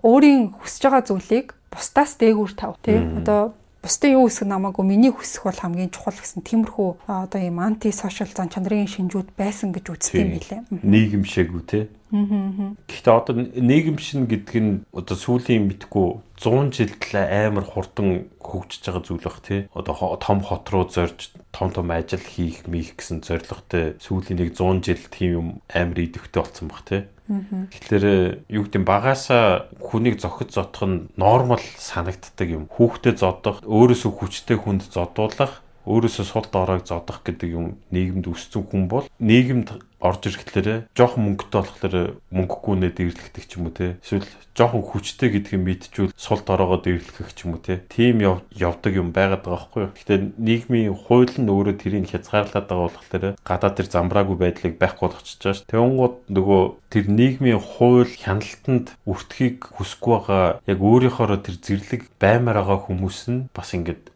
өөрийнхөө аллах хэмээрээ аллагыг хийж чадах шүү. Яг тэгвэл өөрөө хэлэхдээ бас тэгж байгаа байхгүй юу. Бүх хүмүүс бол хүн алж чадна. Тэрэн дээр бол ямар нэгэн асуудал байхгүй. Яг өөрөө тэр видеонууд цагдаад ярьж байгаа шүү дээ. Зүгээр зарим нь нийгмийн хуулиар хязгаарлагдаад өөрийгөө хязгаарлаж чадчих болохоос зүгээр амаарга юм хүн алаад аавна гэвэл хэр баргийн хүн аллаад авчих тэгээ өөрөө хүн болгоны дотор чөтгөр байдаг гэх тэгэж яриад зүгтэй. Тийм тэгэхээр тэр нь бас нэг талын үнэн л дээ. Тэгэхээр нийгэмшин гэдэг чинь хоёроос дээш хүн гараад ирэхлээр тэгэл тэр чинь нийгэм болчиход байгаа шүү дээ. Тэгэхээр зөвхөн нийгэмшиж чадаагүй гэдэг дүгнэлт бол бас маш үнний ортой. Тэгээ түрүүний яриадсан нөгөө нэг psychopath гэдсэн шүү дээ. Тэр нэр томьёог болохоор аль бие усны онош болгож хэрэглэхэд бол одоо энэ мэрэгжлийн нэлээд болгоомжтой ханд тийм ээ л да. Ягаад гэхээр ийм үнэлгээ хийхин тулд яг бүрэн эмнэлзэн тийм одоо шинжилгээнд хамруулж иж за энэ хүн бол одоо ингээ psychopath байна гэж тийм дүгнэлт гард юм байна. Тэгээ psychopath байчих юм бол одоо энэ нөгөө хууль эрхцэн үүднээс арай жоохон өөр тийм шийдвэрч гаргадаг тийм. Тиймэрхүү бас гаргахын тулд өмгөөлөгчд нас нэлээд л үтсэн л юм байна тийм. Өөрөө бас тэр бас айгүй ухаантай залуу. Гэхдээ ер нь ярьж байгаа ярилцлагыг би бас үтсэн. Тийм айгүй ухаантай байгаа. Тэгэл ингээл бодож байгаа бол тэг ер нь жоохон зөвүүн юм уу гэхлээрээ бас ингээд нэг оноод бас юм хилээд байгаа ч юм шиг. Одоо нэг хоёлаа өмөрөөд байгаа даач биш л дээ. Зүгээр ингээд Тэ нэрч тийм юм уу да. Яг тухайн үйлдвэрийн л тэгж бодож байгаа хүмүүс Яг мэдээж хүн алсныг нь л чивт хоёр тэгж ийм юм байгаа даа байхгүй. Одоо жишээлбэл одоо алхан дээр нөгөө сатаны тэр нөгөө пентаграмыг шивцэн байгаа шүү дээ. Тэрнийхэн талаар асуухлаар тий би сатаныг шүтдэг гэл. Чайл урсгалын шүтдэг гэл. Айгүй их урсгал байгаа шүү дээ гэл тий. Тэнгуүлээ чи сатаны төлөө энийг хийжсэн юм уу, мийжсэн юм уу гэхээр хүн болгонд л сатан байдаг шүү дээ. Ухааны ярингутлаа. Илүү гүнзгий асуух гэдэг шүү дээ нөгөө цагтаа мөрдөгч нь. Тэнгууд мэдхгүй энэний талаар би юусэн ярихгүй гэж шууд ингээд одоо буруу мэдээлэл өгөх магадaltaй юмнууд шууд ингээд би энийг бол хариулахгүй гэж шууд гүрийгээд ихэд жаахгүй нөө хуульч өмгөөлөгчтэйгээ ярина гэд. Тэгэхээр тэр хүн хуулийн мэдлэгтэй байсан уу гэхлээрээ бас үгүй л бах тий. Гэхдээ амар санаатай байсан баг.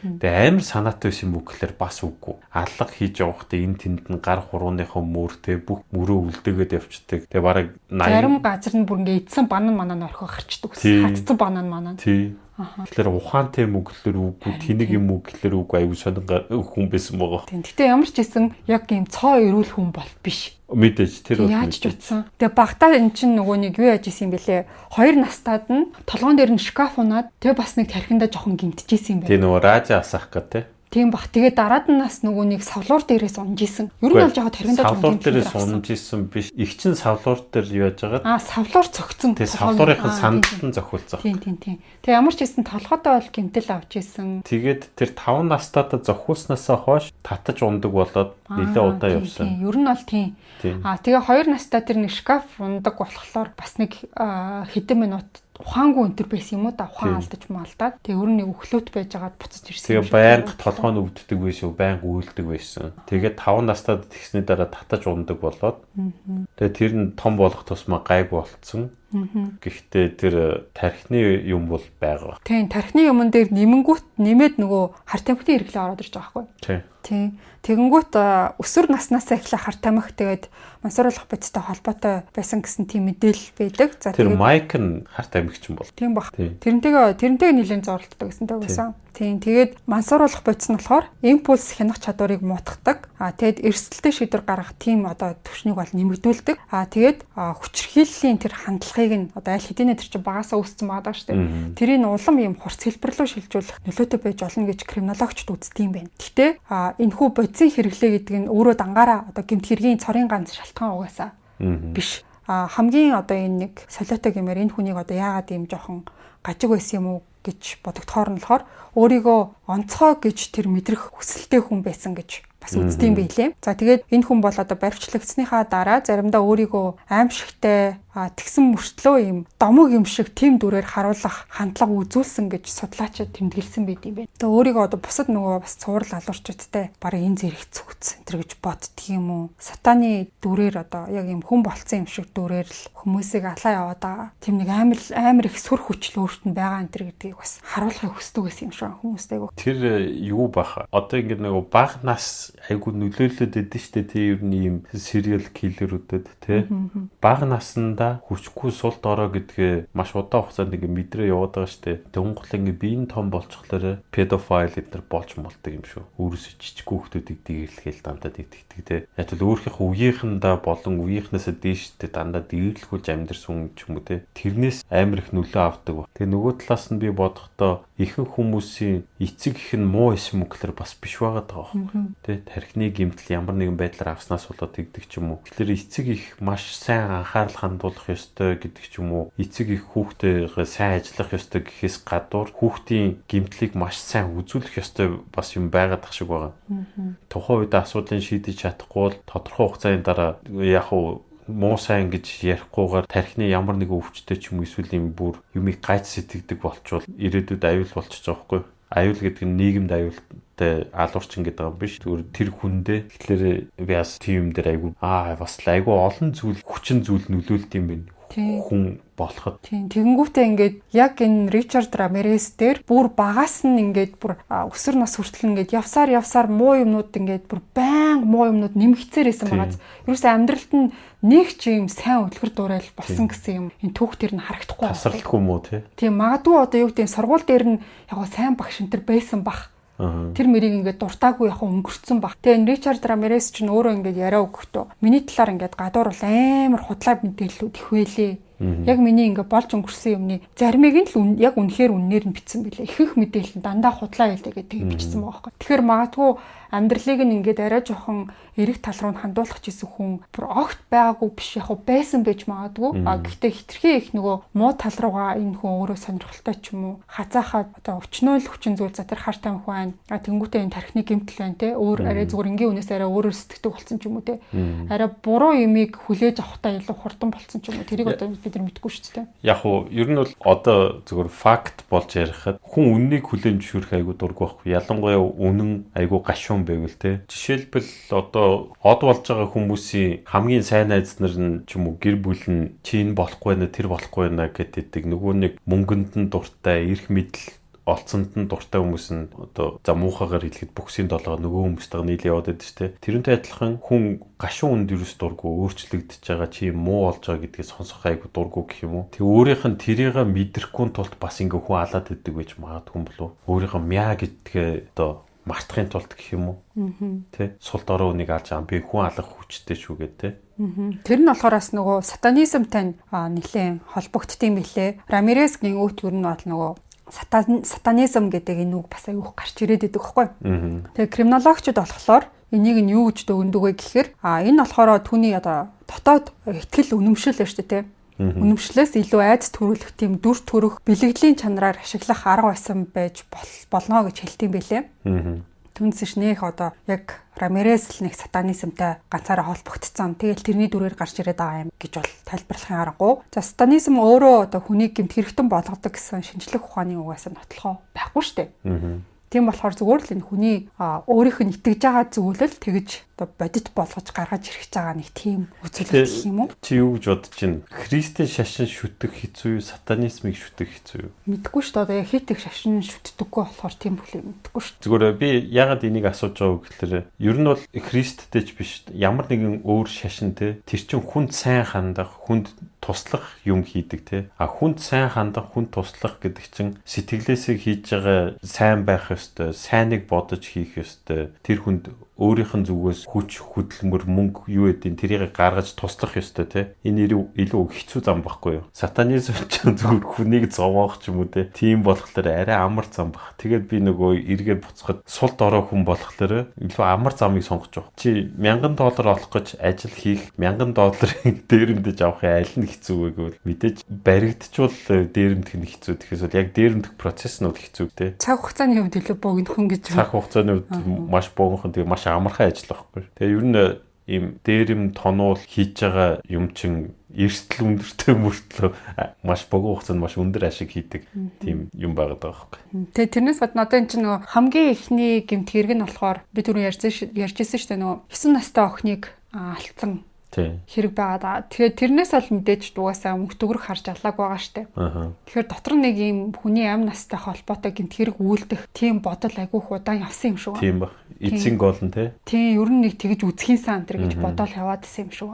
Тэгээ сүүлдээ ер нь би ингээ хэрэг хийчихээрээ баригддгүй юм байна. Тэгээ тэр охины эрх чинь бүр ингээ 25 жилийн дараа эний чи Ричард Рамирес үлдсэн юм биш. Тэгээд бүр cold case болсон хэн наас нь мэддэхгүй ямар ч уулмөр энэ төр яг тухайн үед нөгөө DNA интервьюс байдгүйсэн болохоор барьж чадахгүй байсаар агаад тэгэнгүүт яг ихэндээ ийм нэг хүн алах гэсэн тэр нэг сэтэл нь байж агаад сүүлдээ за би хэлбэр аргаар өөрийнхөө сурсан юмнуудаа одоо нөгөө тэр нэг гिचийнхэн нөхөр бас тэгэж хүн сток хийхийг заагаад өгсөн. Майк нь бас айгүй олон юм ингээ заагаад өгсөн. Тэгэнгүүт за би хүн алахаас гадна өөртөө хэрэгтэй юмнуудаа авчиж бас болох юм байна гэсэн тийм бод. Бүр ингээ цуугаад тэгээ тэр чин одоо би гайхаад тах юм. Зарим үед болохоор ингээ гэмт хэрэг хийчээд хэсэг хугацаад ингээ таг чимээгүй байж байжснаа нэг хийхээрээ одоо бүр нэг цагийн зайтай 2 хүн алж малцсан ч юм уу тий.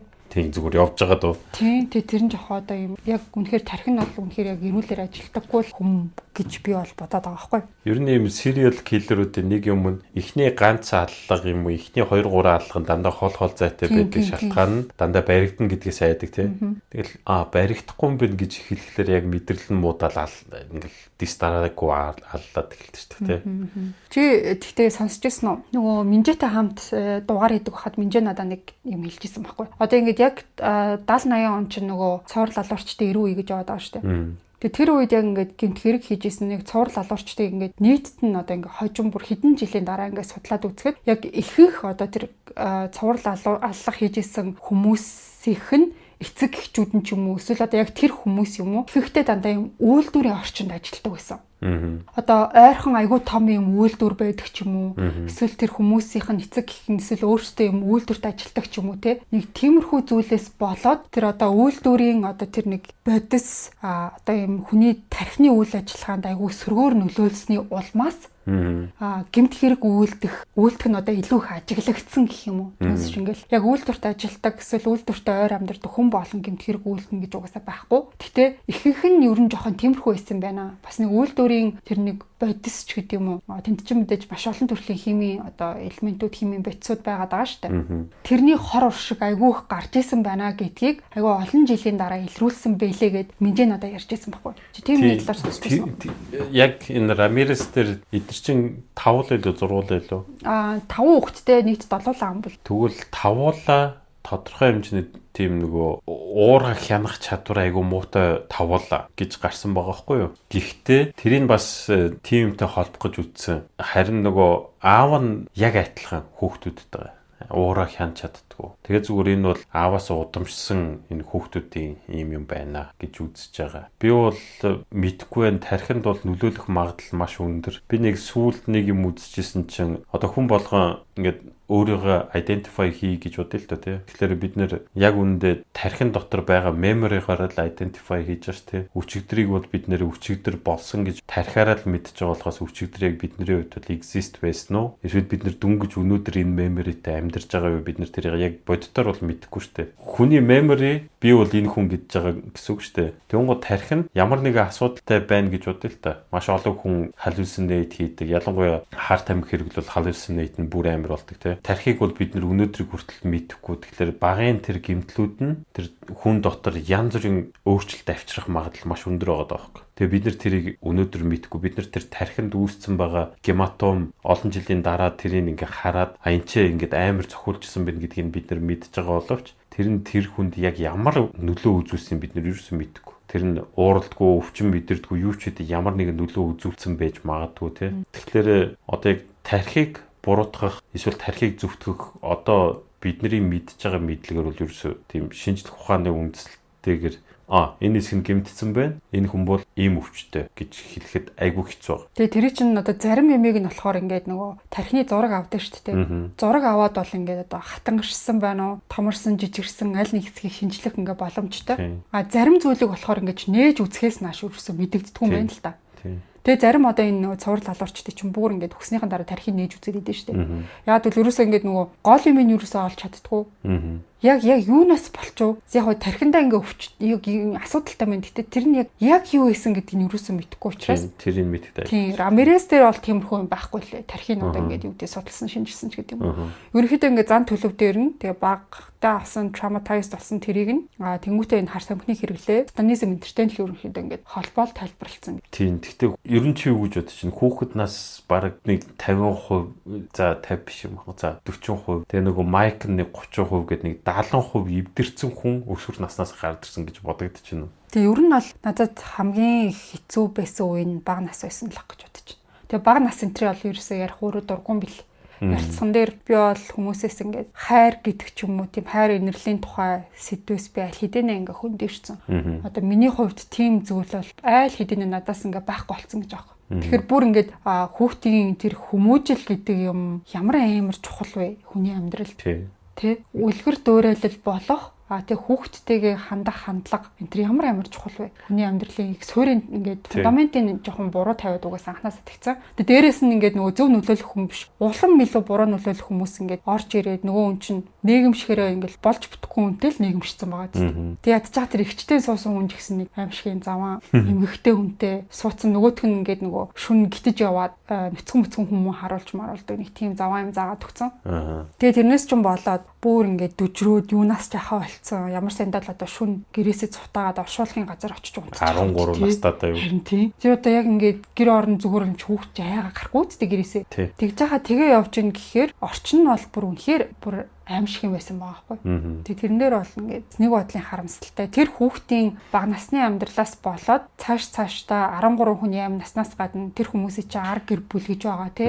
Тэгээд тэр хүний одоо гарт өрцсөн ч гэсэн амьд үлдсэн хүмүүс бол зүгээр насаараа шүн болохоос айн үсттэй эднэр чинь тий амар их traumatized болсон. Тэгэл одоо энэ хүний талаар одоо айгүй олон жилийн судалгаа шинжилгээ хийсэн, дүгнэлт гаргасан. За тэгэл одоо энэ криминологчдын дунд бол одоо энэ жишээ болж яригддаг хүмүүсийн нэг бол одоо энэ Ричард Рамирес байгаа байхгүй. Тэгээ түрүү хоёлаа ярьжсэн нөгөө нэг үйлдвэрийн хорноос болоод хүүхэд ураг одоо гидсэн дотор байх үедээ ямар нэг байдлаар тархин ч гэсэн гэмтдэггүй гэсэн дээр Ричард Рамиресийн ээж Мерседес гэдэг юм л тийм чиг амарлаг нэрмэртэй. Мерседес Рамирес нь одоо жирэмсэн гидсэн дотор нь байх үед нь Америк нэгдсэн улсын Тони Лама Бүүц гэдэг гутлын үйлдвэрт ажиллаж исэн гэж айгүй олон их сурвалж дээр угаасаа бичсэн байт юм билээ. Тэгээ тэр үйлдвэрт арьс боловсруулахтай холбоотой химийн бодис уусгагч тийм зүйл байт юм. Тэрнийх нь одоо ингээд уур үйлдвэрийн орчны нөлөөлөлд өртсөн байж болцсошгүй гэд зарим тийм одоо нөгөө юун дээр нь бичсэн байдаг. Би бол бодохдоо бол уурагт бол нөлөөлөх магадлал бол маш өндөр л байгаа. Тэг ер нь бол яг уу байгаа. Би бас тэгж бодсон.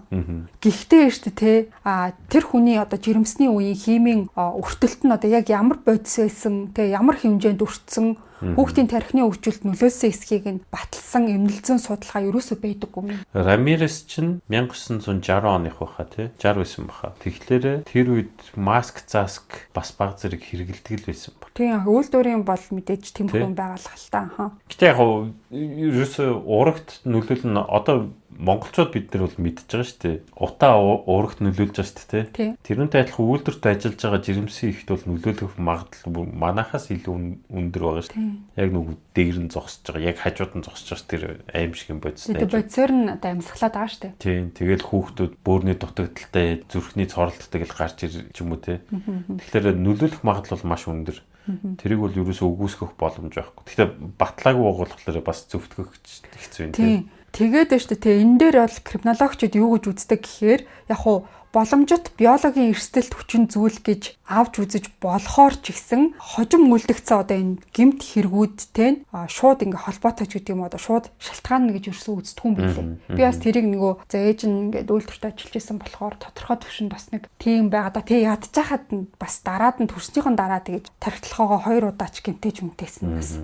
Дээрээс нь нэмрээс олцсон юм уу гэхээр энийг ерөөсөө ингээд эмнэлзэн судалгаа байхгүй гэдэг утгаар энийг одоо юм хүчтэй нөлөөлсөн зүйл гэж тоонд нь оруулдаг юм байлээ тийм.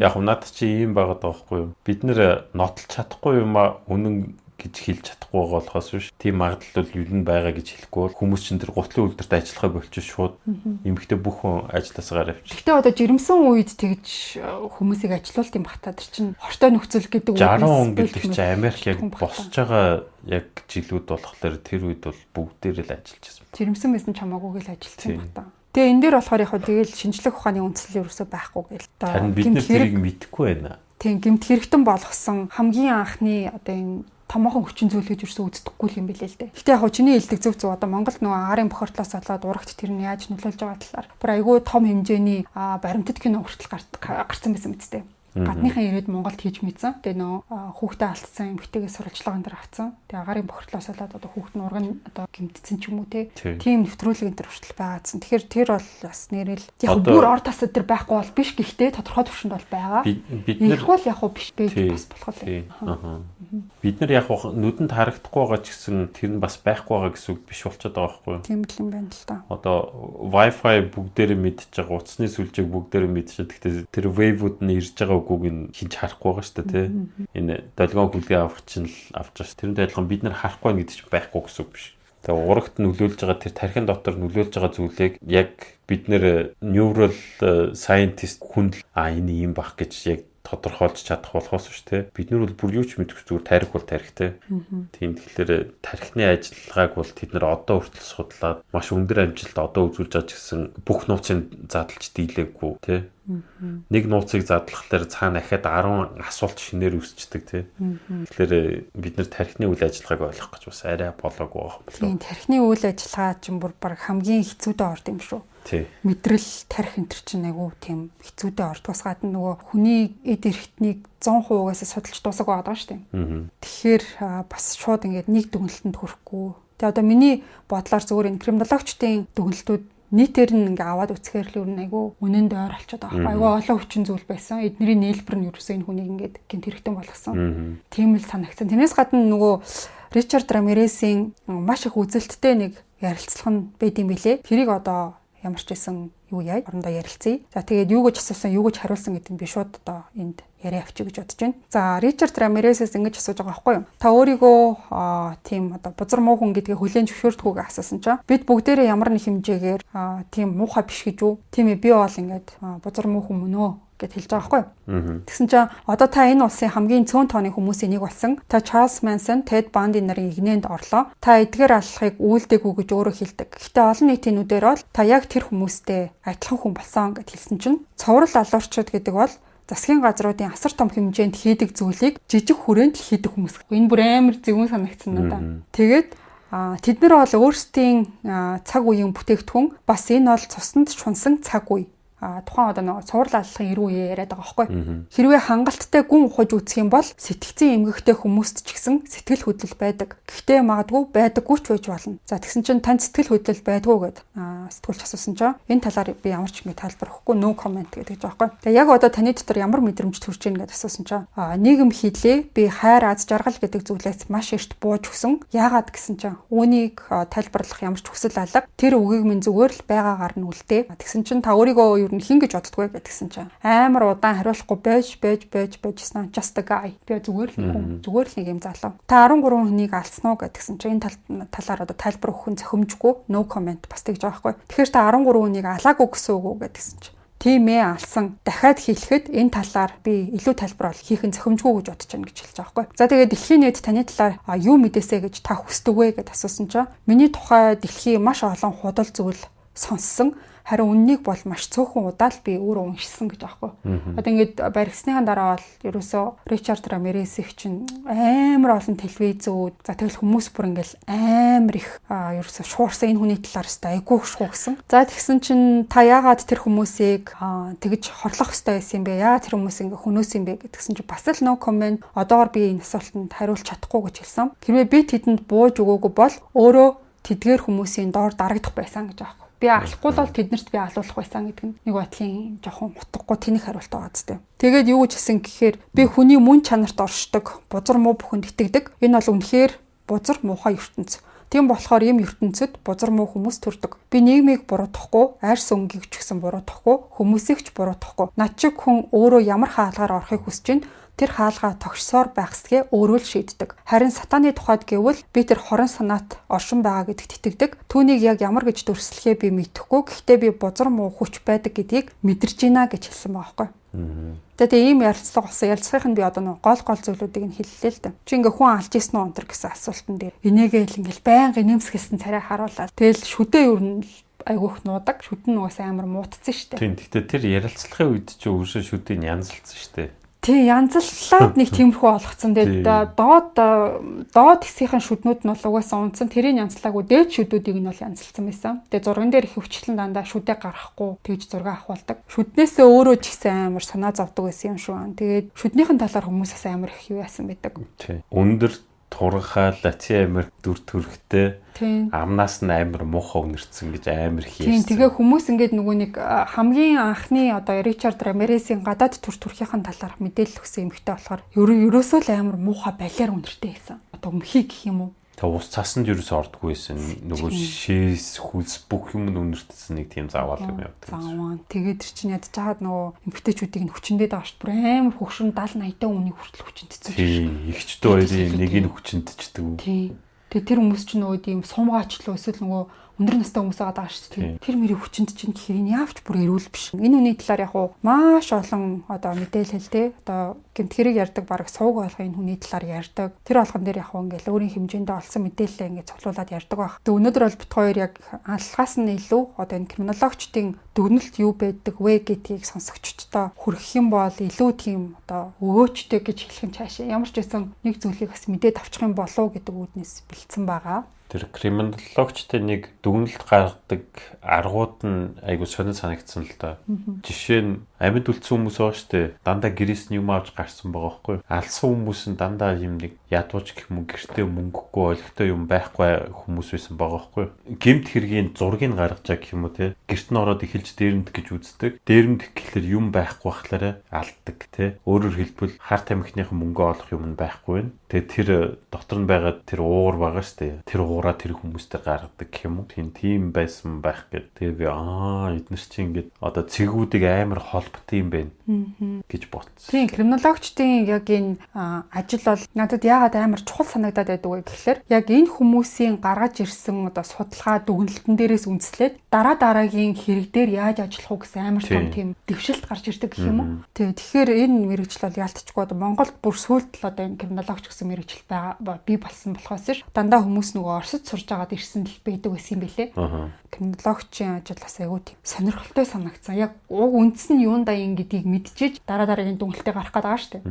Тэгээ тэрнээс гадна одоо энэ цуврал алуурчдын 90 үед ДНХ шинжилгээ угаасаа байгаагүй болохоор эдний гол одоо нөгөө ашиглаж исэн юмд хурууны хий байгаа даа шүү дээ. Хурууны хий ямар санда одоо байж болох бүх юмнаас нь дүр зураглалыг гаргахын тулд гутлынх нь хивийг гипс болгож байгаа. Тэгээд хөлнийх нь том жижигээр нь өндөр нь тэдэс тэд энтер гэдэг ч юм уу те. Тийм. Тэгүн гутла алхалтыг ингээд хараад хоёр алхалтын хоорондох зайн байгаа штэ. Тэрүүг нь харангутлаа нэг бол нэг хүл нь гимтэлтэй, нэг бол нэг хүл нь арай богонхонч гэдэг юм юу гэдэг чинь нэг тэгээд дүгнээд яваад. Тийм. Тэгээ өндөр хүн бол арай жоохон том алхамч гэдэг юм уу те. Эсвэл одоо арай жоохон намхан биетэй хүн бол арай жоохон ойрхон алхамч гэдэг юм уу те. Ямар азар бас энэ Ричард Рамирес арай жоохон боцсноос хурдан баригдсан. Зарим цуврал алуурчид ч юм бүр амар олон жил баригддаг шүү дээ те. Тийм чинь жил гарны дараа л баригдсан. Тийм, ер нь бол жилийн дотор ингэж нэлээд бахан төвөөж байгаа л тэгэл нэг удаагүй баригдсан. Азар за одоо тэрийг одоо Аз гэх юм да. Урд нь нөгөө гэмтэрэг үйлдээд угаасаа бүх нөгөө нэг хурууны хээ те. Профайл угаасаа үүсцэн байсан болохоор тэрнгээр нь л одоо барьж авч байгаа байхгүй. Түүнээс биш энэ хүн урд нь гэмт хэрэг хийгээгүй байж байгаа цуврал алга үйлдсэн бол баригдахгүй бүр нэлээд удах байсан баг. Гэтэ чи юу гэж бодож байна? Одоо криминологч хүмүүсийн одоо яг юм цуврал алуурчд дээр чинь юм фото зургийг гаргадаг чинь нэг иймэрхүү хүн байгаа хта гэдэг. Тэр нь чамд ингэ амар юм одоо надад бол яаж бодож энэ зургийг гаргадаг юм бэ? Гэхдээ Ричард Рамирес дээр зургийг шал өөрөлээ. Тэгснээ хүмүүс тэгсэн ш that's why энэ Ричард Рамиресийг ерөөсөө олчихгүй байсан. Шал өөр хүн зурцсан. Гэтэ яг нүуник харсан гэдэг байгаа нөгөө хохирогч болсон юм битээ байгаа шүү дээ. Тэрнээс л яаж байгаа юм л та авч байгаа. Тэр чинь нөгөө нэг өөрөө яаж аврагдсан гэхээр би чинь ингэ нөгөө чамаг би ерөөсөө ингэ хараагүй болоо чи ингэ хүссэн юм аа гэж гуйсаар агаад тэгэхээр нөгөөх нь ингэ уучлсан байгаа байхгүй. Тэгээ дараа нь өөрөө ярьсан шүү дээ.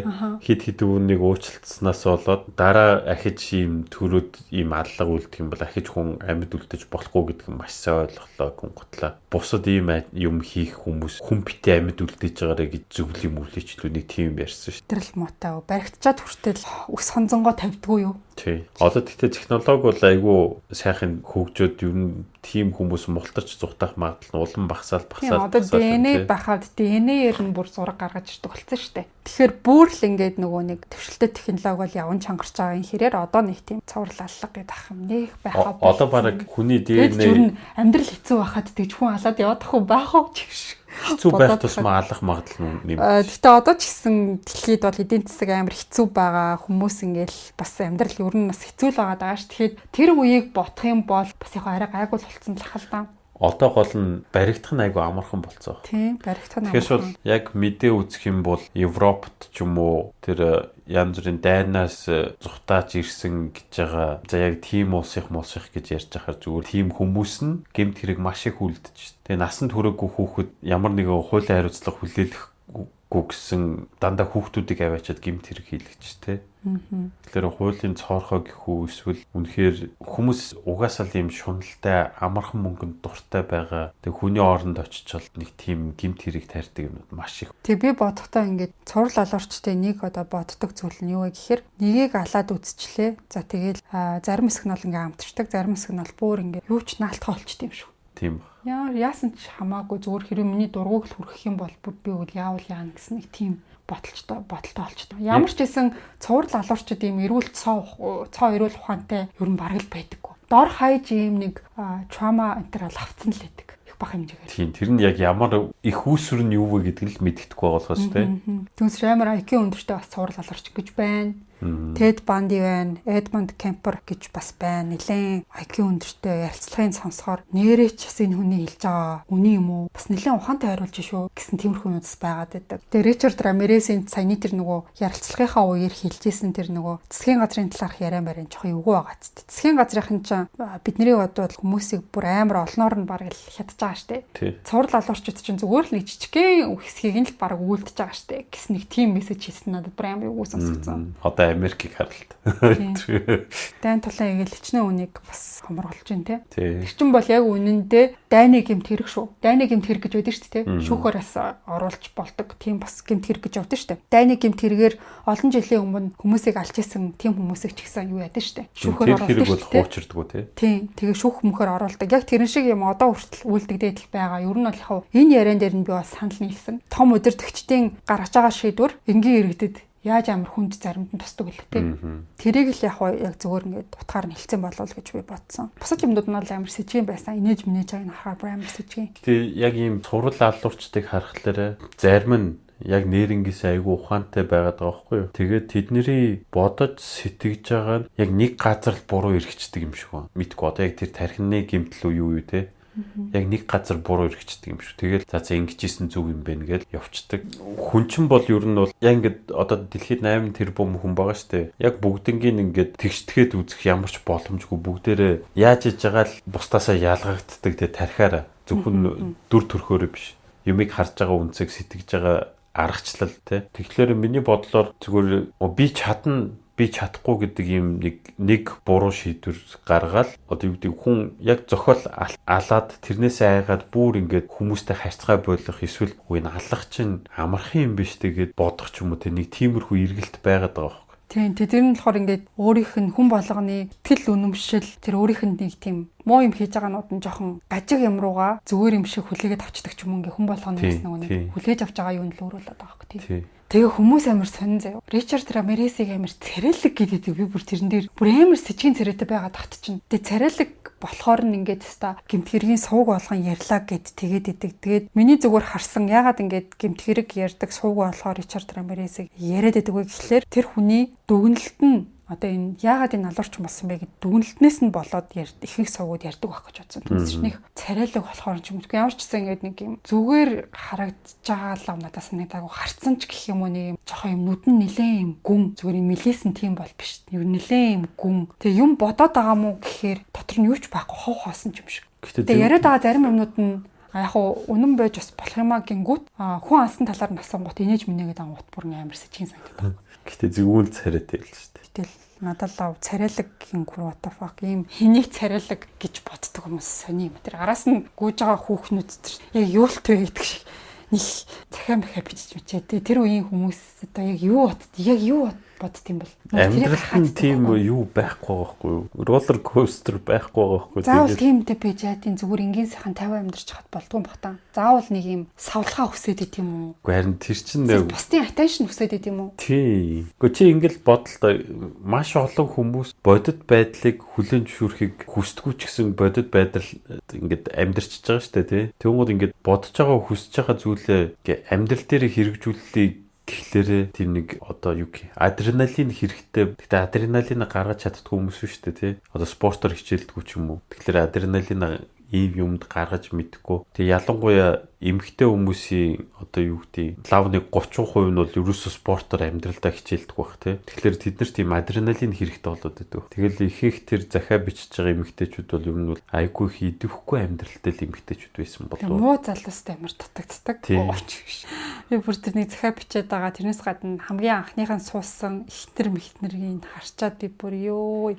ямар үзлээ юм те тэр үзлээ юм руугаа юу захиа махаа бичээ те сууж мууц шорондож ой бүр бүр нэг мэдрэл муутай. Юу гэж ч тайлбарлах юм. Гэтэ Америк сонирн байгаа зү хүний ирэх гээд нөгөөдг нь аваачаад шоронгийн сүмд гэрлүүлж мэрлүүлдэг бас. Гэр бүлийнх нь очиж мочцсон уу аав ээж нь очиж хажууд нь зогсож бөксцэн. Тэгээд өчнөө алдсан цуврал алуурчин байгаа тахад Ричард үнэхээр сайхан сэтгэлтэйгээд эргүүтэд ч зогсож байгаа. Тэгэхээр одоо тэрний ээж аав нь зөвшөөрсөн найз нөхд нь мэддэг. Тэр чинь бүр тэгж ярьсан гэвэд тээ. Бас нэг мэдрэл муутай юм очиж суудсан уу? Ричард энэ хэрэгүүдийг үлдэг үү гэдгийг би батлаа би гараа тасалсан ч болж ин эдгэрх тийм ярьсан. Тэгээд нөгөө бараг Ричардыг цаазаар ахуулсан өдөр нь би амиа хорлно өдөр гэсэн. Нөгөөдгний цаазаар юу яагүй л цаазаар ахуулаагүй л. Би ер нь гэхдээ яг энэ юм дээр хамгийн эвгүй санагдсан юм хэлэхэд манай Монгол шиг гэхдээ хотын төвөөс тооцвол хотын захууд ингээ гэрэл муутай тийм байгаа шүү. Тиймэрхүү орчинд ер нь ингээл хүн амьтаа хажуугаар зурж мөрөхөд амир эвгүй штэ баг хоёулаа би нэгээс айгаал зүрдэг ч юм уу те. Тэгээ ботход тэр яг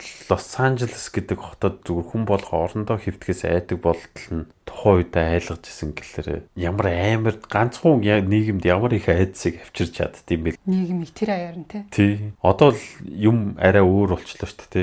Арай гайгүй. Тэгэхээр тийм цэвэрхэн байгаа юм биш л дээ. Тэгтээ арай гайгүй. Тухайн үед чинь камер сураггүй. Тийм. Аимшигтэйсэн. Цагдаа нарын мөрдөн шалгалтын ажиллагаач бас өөрсдийнх нь баг IQ-г нэлээд шаарддаг тий. Төвшлөлтөд технологид найдаад суухаас илүү цаад зүйлийг ингэж ухаж суух шаардлагатай. Айгүй олон cold case-үүд байдаг. Илрээгүй хэрэг айгүйх байдаг. Бүр сүүлд ингээд технологи одоо нөгөө дэвшиж илэрсэн тийм cold case-үүд ч гэсэн айгүй олон байдаг тий. Тэгэнгүүтлээ ямар ч тийм хурууны хийгүү урд нь одоо гэмт хэрэг өвөлдөж байгаагүй хүмүүсээр тэр ялангуяа бүр баригддгүү те баригдах ямар ч тийм үндэслэл баг байхгүй. Дахиад яг цагдаад ингээд өөр хэрэгээр баригдаад тэр хүнийг шалгаж үзчихэж л энэ хүн энэ байсан юм биш гэж мэдхээс биш. Өөр бол ерөөсөө юунд ч бараг итгэхгүй те хүмүүс чинь үздэг хардаг хүмүүст угаасаа цагдаагийн байгууллагын хүмүүс ч итгэдэггүй шүү дээ. Итгэхгүй. Тийм заавал ийм ботлогоотой баталгаатай зүйлд итгэхээ сууж байдаг хүмүүсийн хувьд тэр үед хэцүү л байсан багтай ажиллах. Гол нь за үздэг хүн яг ингээ үзээд хилчлээ гэж үдээ. Яг нөгөө хүний бариад авлаа. Нотлохоо байхгүй л тэгэл тавиал явуул. Тийм. Ямар ч арга байхгүй. Эсвэл одоо хилс хэрэгт бас орох хүмүүс зөндөө байгаад байдаг тий. За энэ хүн рүү чихчиг гэсэн тиймэрхүү бас хилс хэрэгүүд бас зөндөө яригддаг шүү дээ.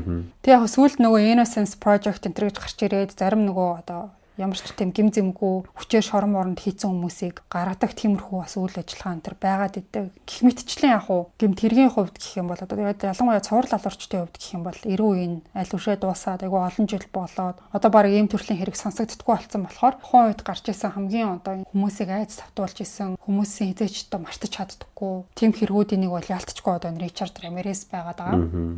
Тэгээ хоёул ямар ч гэсэн ингээд энэ удаагийнхаа дугаарыг өндөрлөх үү. За тийм дээ. За ямар ч гэсэн дугаарт хүч нэмж оролцсон Русланд маш их баярлаа. Хоёлаас хэдэн талаас нь нэлээд одоо задлж ярихыг хичээлээ. Хүмүүст бас ойлголт өгч чадсан байх гэж бодож байна.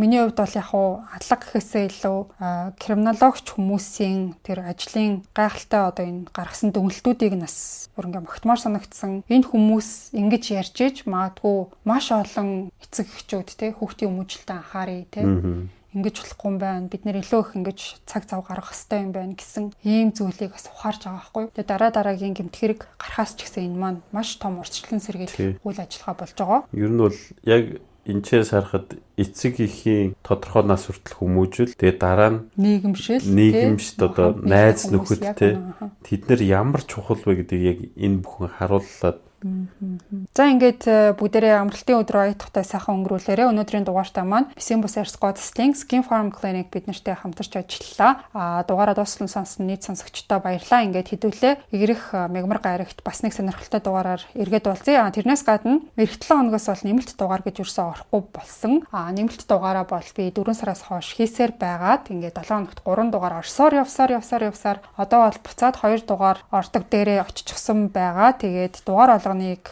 сонссон нийт сонсогчдоо маш их баярлалаа гэдгийг хэлмээр байна. За тэгээд дараа хоёлаа бас дахиад гоё дугаар хийх болтугай гэж өрөө өгөөд ингээд энэ удаагийнхаа дугаарыг өндөрлөё. За түр баяртай. Сайхан наацгаагаа. Тийм. За түр баяртай.